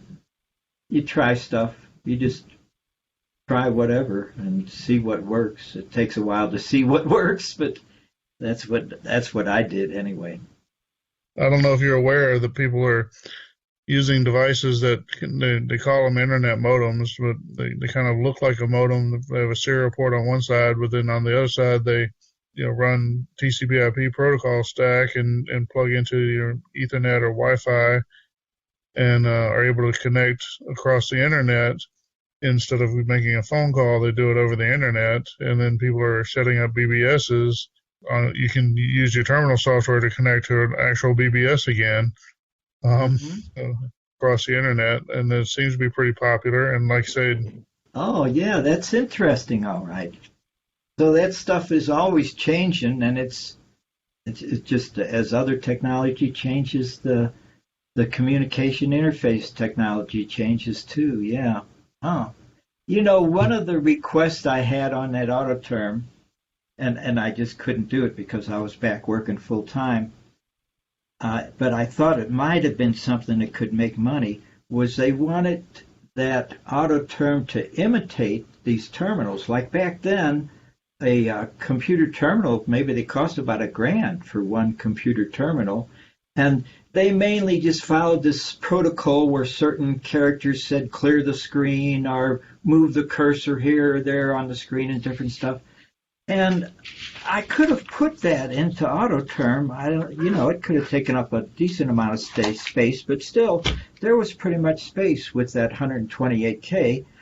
And I thought, well, if I could program that, there might be a lot of businesses that could save money on their equipment by using the CoCo instead of a terminal. But I just never could work on it, and I don't know if that could have gone or not. It's a matter of doing it getting the word out. It's a big decision for a company to decide. I mean, they just buy one at first, but then to buy a bank of color computers instead of their other stuff. Yeah. But anyway, that was something that did come up, and I just passed it up. Here's a question about the ad. I was always intrigued when I'd see the ad. There was a quote at the bottom, and the person attributed to the quote was Phyllis. Yeah, my daughter. So I would see Phyllis. Right. So who is Phyllis? Phyllis is my daughter. She's Down syndrome. She was our fourth one. Sweetest thing in the world. It's like living with an angel, I'll tell you. She's 56 years old now and still doing fine. She would help me package those terminals, put the manuals in a little plastic wrap bag I had for it and some stuff like that. But I was active in organizations for the mentally retarded. There was a group of parents of retarded in Florissant, Missouri, where we lived. We'd meet maybe once a month in the evening and compare notes on our kids and stuff like that. And I was in that group, and I was president of it for 1 year. It was called the Handicapped Children's Guild. And then I could see the need for people like my daughter to have work. That's the biggest thing. They go to school until, in Texas, it was till they were 21. Phyllis graduated when she was 21, cap and gown and everything. It was really neat. But after that, what do you do? And so having work for these kids, I still call them kids, probably shouldn't, but anyway, having work for these kids is a big problem. And so I went to different places and tried to get people interested in starting what is called a sheltered workshop. And we started a sheltered workshop in Florissant. It turned out that as I went around and talked to people, people said, oh, how about this and that? And in Missouri, they passed a Senate bill, I think it was Senate Bill 42, in which the state would contribute to these sheltered workshops for the mentally retarded. And they would pay like $2 a day to help you run one of these workshops. And so we put together a group of us, and I was the president for about the first year and a half. We would try to get contractual work for these mentally retarded individuals to work on. One of the big contracts I got, I remember I went to, I think it was Kroger out near Florissant. There was a big Kroger operation. I guess it was warehousing. And I went in and I was a professor at that time. I was a professor at Washington U. And so when I would go in to try to talk to somebody, I'd say Dr. Zwart, because they'll talk to a doctor more than they would somebody else. And so I said to this guy, tell so-and-so Dr. Zwart is here to see him, you know.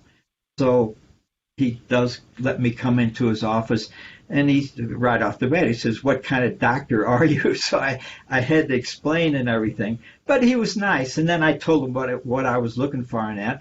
And they had this one project where they had to sort coupons all the time, and it was a pain in the neck for them.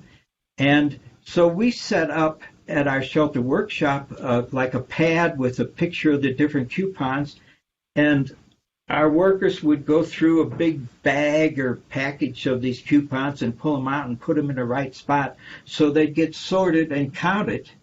And that was a contract we had for years doing that one. And it was that one sales call I did. You know, it's amazing how certain effort you do helps. There was a lot of other sales calls where I fell on my face, you know. And back when we were doing that, there was a truck driver strike against United Way or something, and so people were sort of against any kind of charitable organization.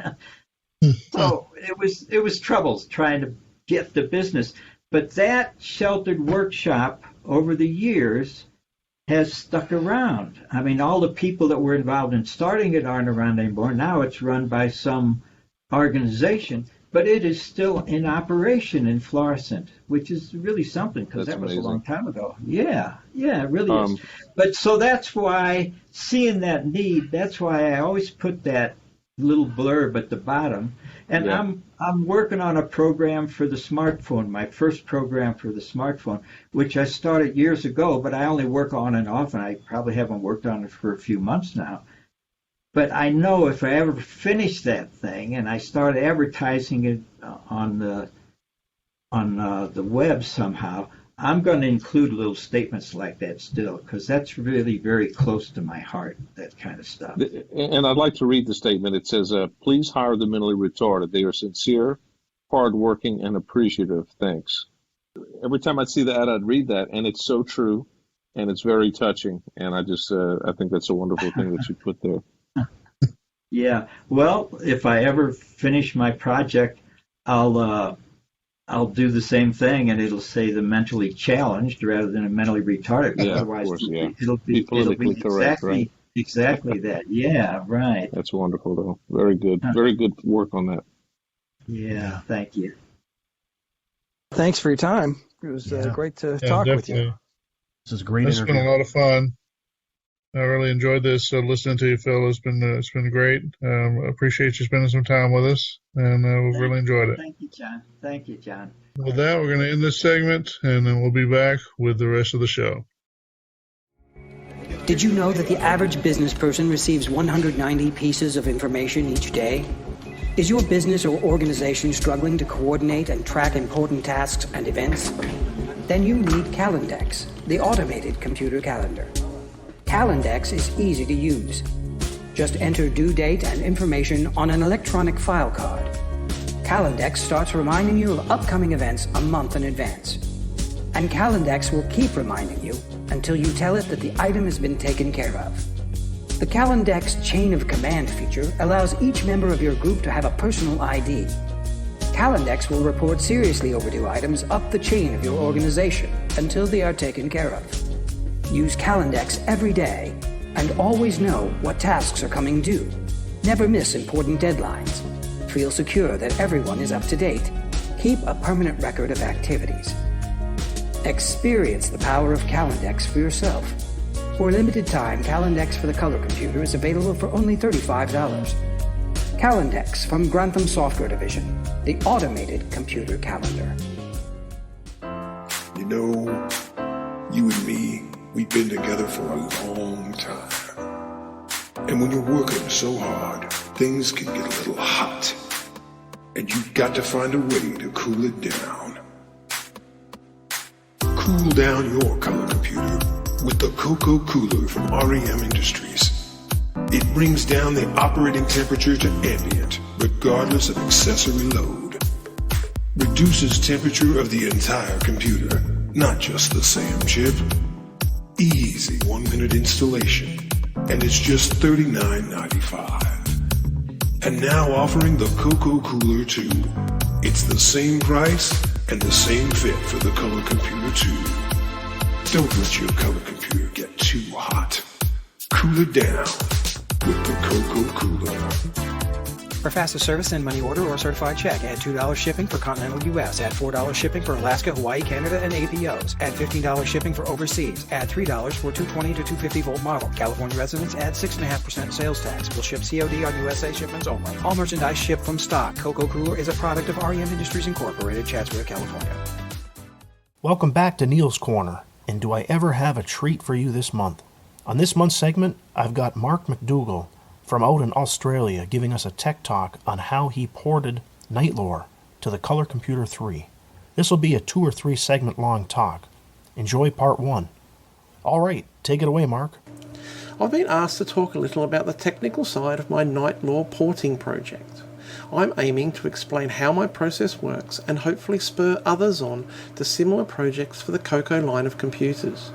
Whilst our little underdog already has some great games, there's plenty out there on other machines that are also excellent, and bringing them to the CoCo is not only fun and challenging in itself, but also allows fellow CoCo enthusiasts to experience what are seminal titles, or perhaps just your favourite games from other machines. And it's a testament to the power of the CoCo that it is able to play these games, such as Nightlore, just as well, if not better than, the original hardware. I should also stress now that I am no way claiming that my method is the only way to go about porting a program between machines. Nor am I claiming it's the best way either. It is even probable there are more efficient ways.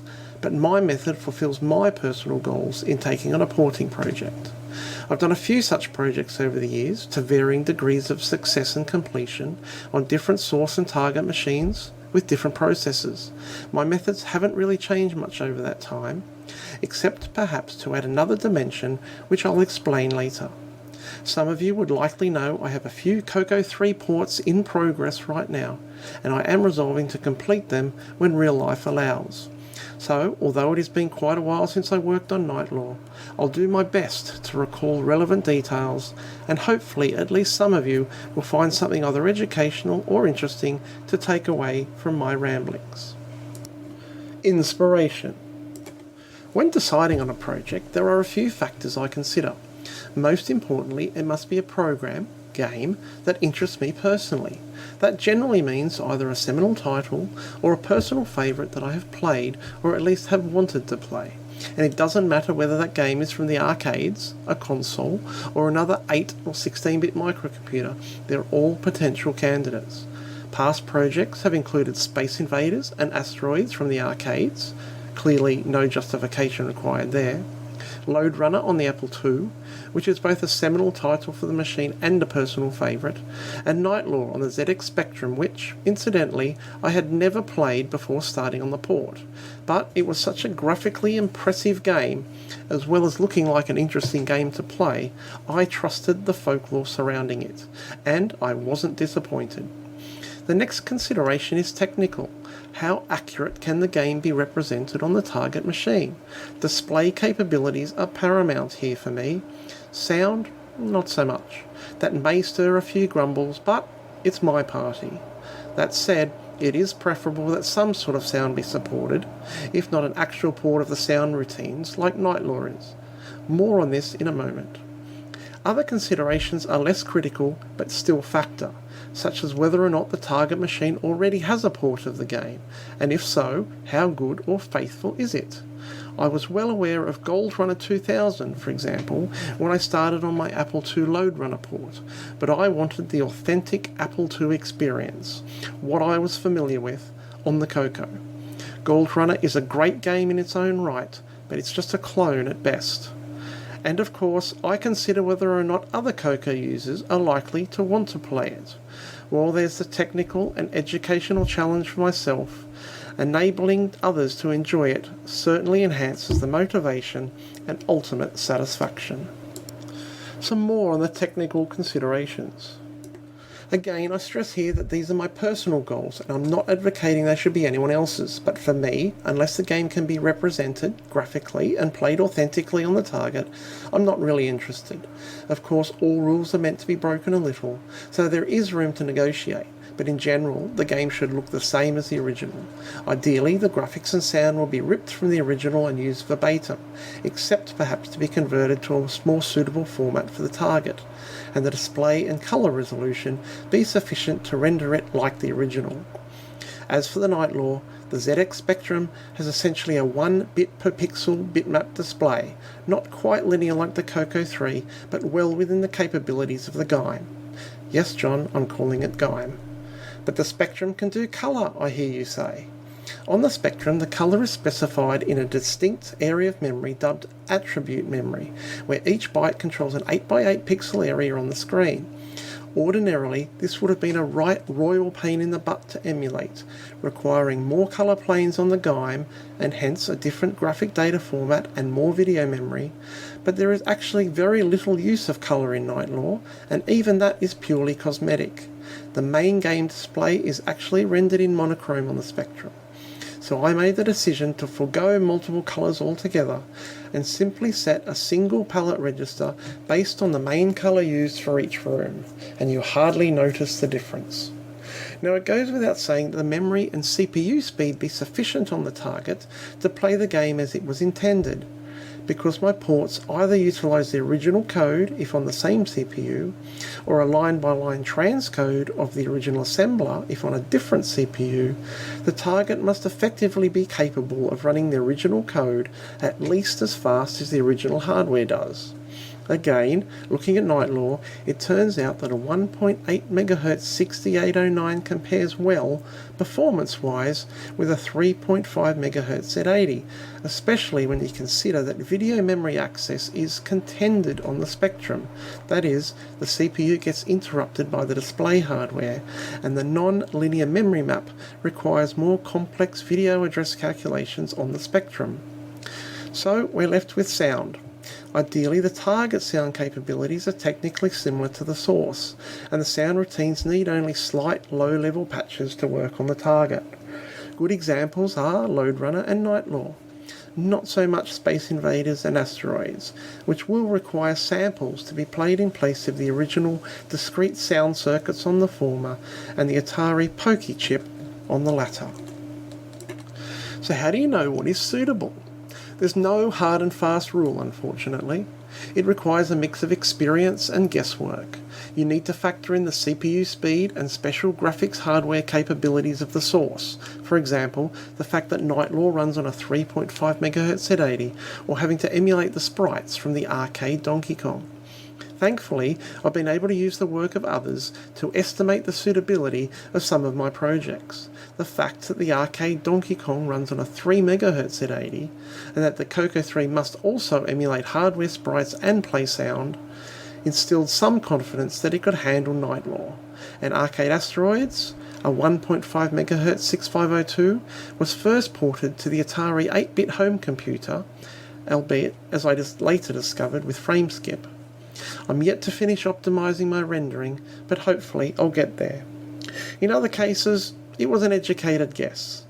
Apple II Lode Runner runs on a 1 MHz 6502, but the graphics memory map is also horrible and requires either expensive calculations or lookup tables, so that was comforting.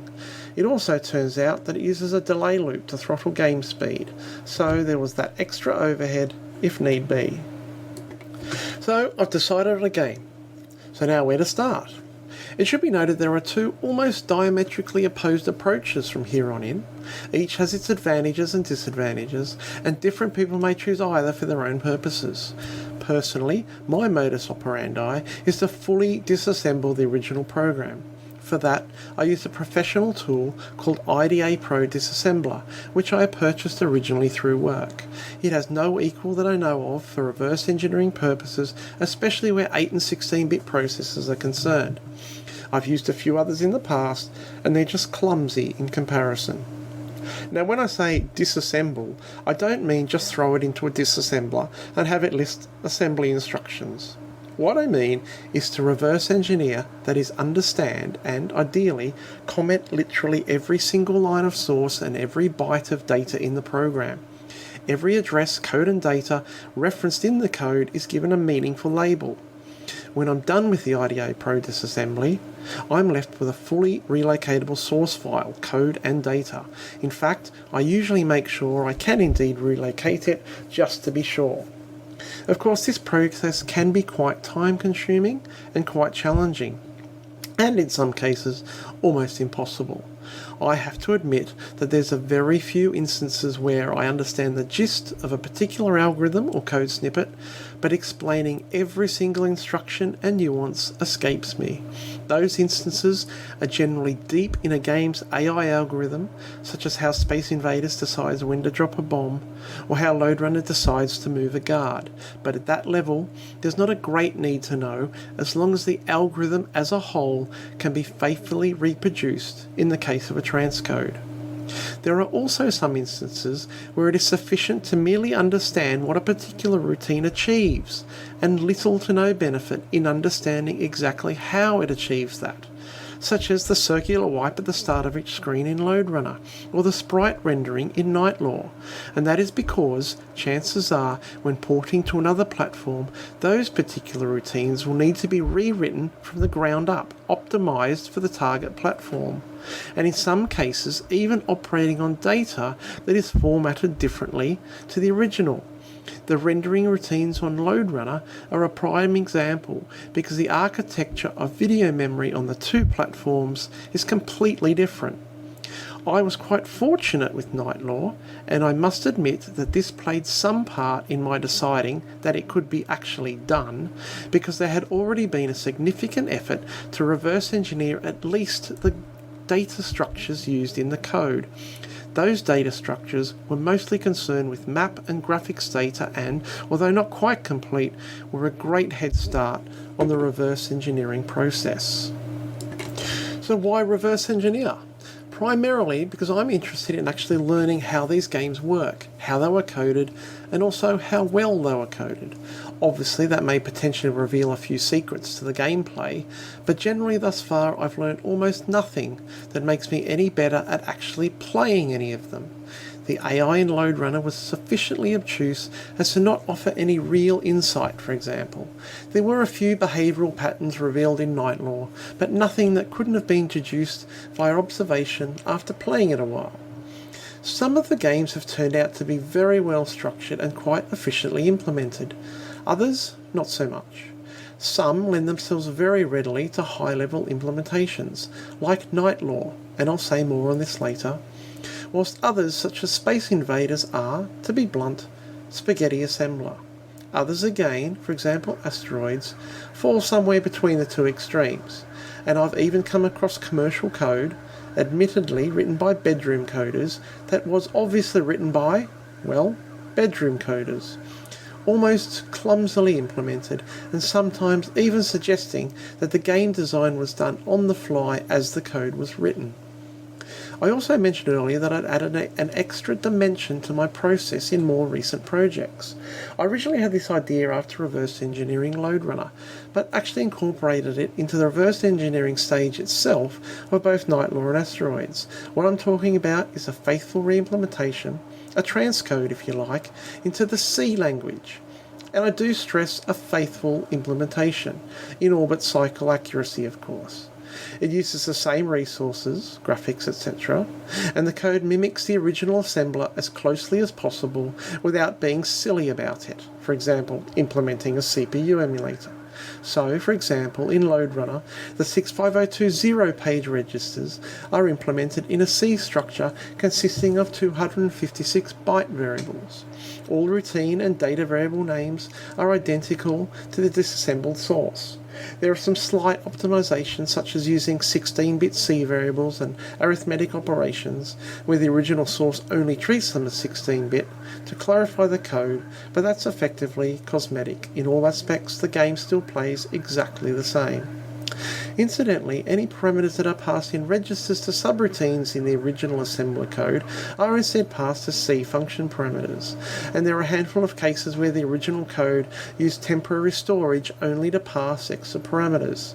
In these instances, I again implemented them as extra function parameters in C. Primarily the idea was to facilitate much easier porting to more capable systems. I write the core code as a platform-independent module and then wrap that inside a platform-specific program that handles the I/O, the keyboard input, sound and display output. I have even managed to encapsulate multi-platform ports within a single makefile. I have the C version of LoadRunner, for example, running on the Commodore Amiga and the Neo Geo and PC, of course, and even Night Law running on the Neo Geo. Once you have the C core, the possibilities really open up. Surprisingly though, I actually found the C implementation to be useful in a few circumstances, whilst both reverse engineering and debugging the target assembler implementation. Much easier, for example, to transcode a snippet of code to C and then watch variables etc. as it runs, or watch its effect on data on a modern platform. And sometimes it's easier to understand what C code is doing, even when it mimics underlying assembler. That was an unexpected bonus from the process. As I mentioned above though, some code simply does not lend itself to a C implementation. At all. I did attempt it with Space Invaders, but gave up before getting very far at all. Of course, I'm not saying that you can't implement Space Invaders in C, but rather that the result would in no way resemble the original 8080 source code. Night Law, however, was beautifully structured, with a main loop calling a hierarchy of routines with almost no jumping around between routines. I'm actually very impressed with the quality of the code. Little wonder the Stamper Brothers went on to do great things at Rare. There were a few instances where things got a little tricky in C, such as when the return address is popped off the stack and discarded to return to the caller one up the call stack, and another that jumped directly back to a point in the main loop, but only a very few. So that's the first stage in my process, a complete reverse engineering whose output is a fully commented, fully relocatable source file and, perhaps, a C implementation as well. So what's the other approach I alluded to? Well, the other extreme is to completely forgo any understanding of how the game actually works and simply translate the code instruction by instruction to the target CPU. In reality, you won't get away with not understanding anything at all, but that's the gist of the process. It requires a very regimented methodology, such as consistently mapping registers between CPUs, and I would imagine is very difficult and tedious to debug, but nonetheless a valid approach. In fact, I have it on good authority that was the general approach that Sockmaster used for Donkey Kong, at least in the early stages. Of course, you still need to work out certain aspects of the code, such as data formats for sound and graphics, etc., and what parts of the code you need to rewrite for the target, such as keyboard input or rendering, including emulation of graphics hardware such as sprites. Frankly, this approach scares me a little. For one, it's quite possible you won't see anything at all until the porting is all but finished. And as I said, I think debugging would be a nightmare given that you don't understand what the code is doing. It would be quite tedious and provide little enlightenment on how the game was written. On the other hand, starting with what is effectively the source code allows you to approach the transcode or port in a more logical manner, one that enables you to actually see progress from start to finish, and also greatly aid in debugging. In fact, turns out there is a bug in the original ZX Spectrum code for Night Law that is benign on the Spectrum, not so much on the CoCo 3. And if you're porting to a system with the same CPU, having the source enables you to even have conditional assembly directives to build for either system from the same source file. And yes, I have done that too. But again, blind or brute force transcode is no less valid than my approach. In fact, I believe that Glenn Hewlett did a lot of transcoding for Pac-Man programmatically, which in itself is pretty cool. Well, I hope you enjoyed part 1 of Mark's Night Lore porting talk. Stay tuned for more to come soon. New from Intelligent Devices. Break the 64K barrier with our 128K RAM board. Easy solderless installation and all of the software is included. You get Big Basic that enhances Color Computer Basic with simple commands, and it's fully transparent to existing software. It revolutionizes graphics and animation. P-Clear up to 54 graphics pages. Load 3 full-size basic programs in memory, or create a 90K super program. And for OS 9 users, Fast09 software is included. Fast09 adds a new RVF device /V to OS 9. It works just like D0 and D1, but 10 times faster. Move your commands directory to /V and execute commands in less than a second. The 128K RAM board with Big Basic and Fast09 is just $139.95 from Intelligent Devices. And coming soon, 512K RAM board. Intelligent users use Intelligent Devices. Specify CoCo 1 DEF board or CoCo 2 when ordering. Intelligent Devices, Mountain View, California. You have reached the end of episode 57 on the CoCo Crew Podcast. As usual, big thanks goes out to our host John Linville for procuring all the news articles each month, Mike Rowan for painstakingly editing the podcast and creating all those awesome commercials you hear, Boise Pete, our CoCo historian. He remembers it, so you don't have to. And we are really hoping Ron Klein comes back to join us soon. We miss you, Ron. Big thanks goes out to Phil Zwart for giving us some of your time to capture that most amazing interview with you. Thanks goes out to Mark McDougall for taking some of your time to create Tech Segment series on Night Lore porting. And last but not least, thanks to all of you who listen and support us each month. Keep your feedback coming in, as we do like to hear from you. Happy CoCoing and retro forever. It's a blast from the past. Please listen carefully. CoCo.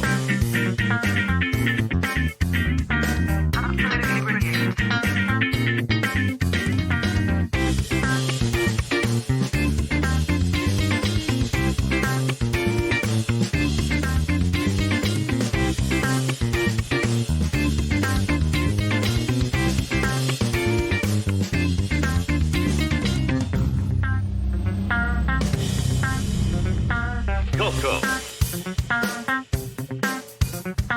CoCo. CoCo.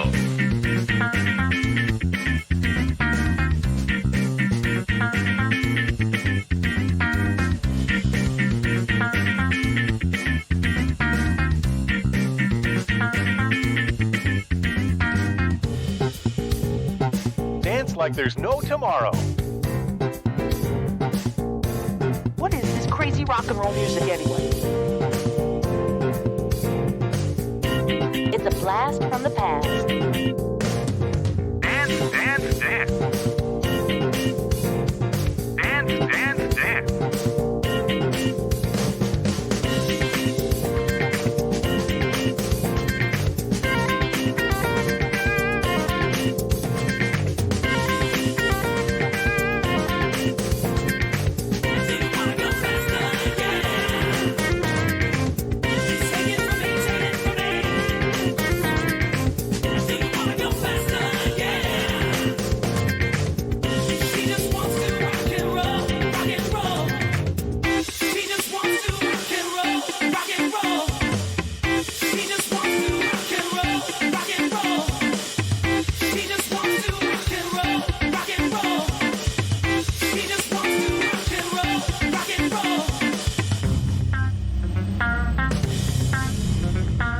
CoCo.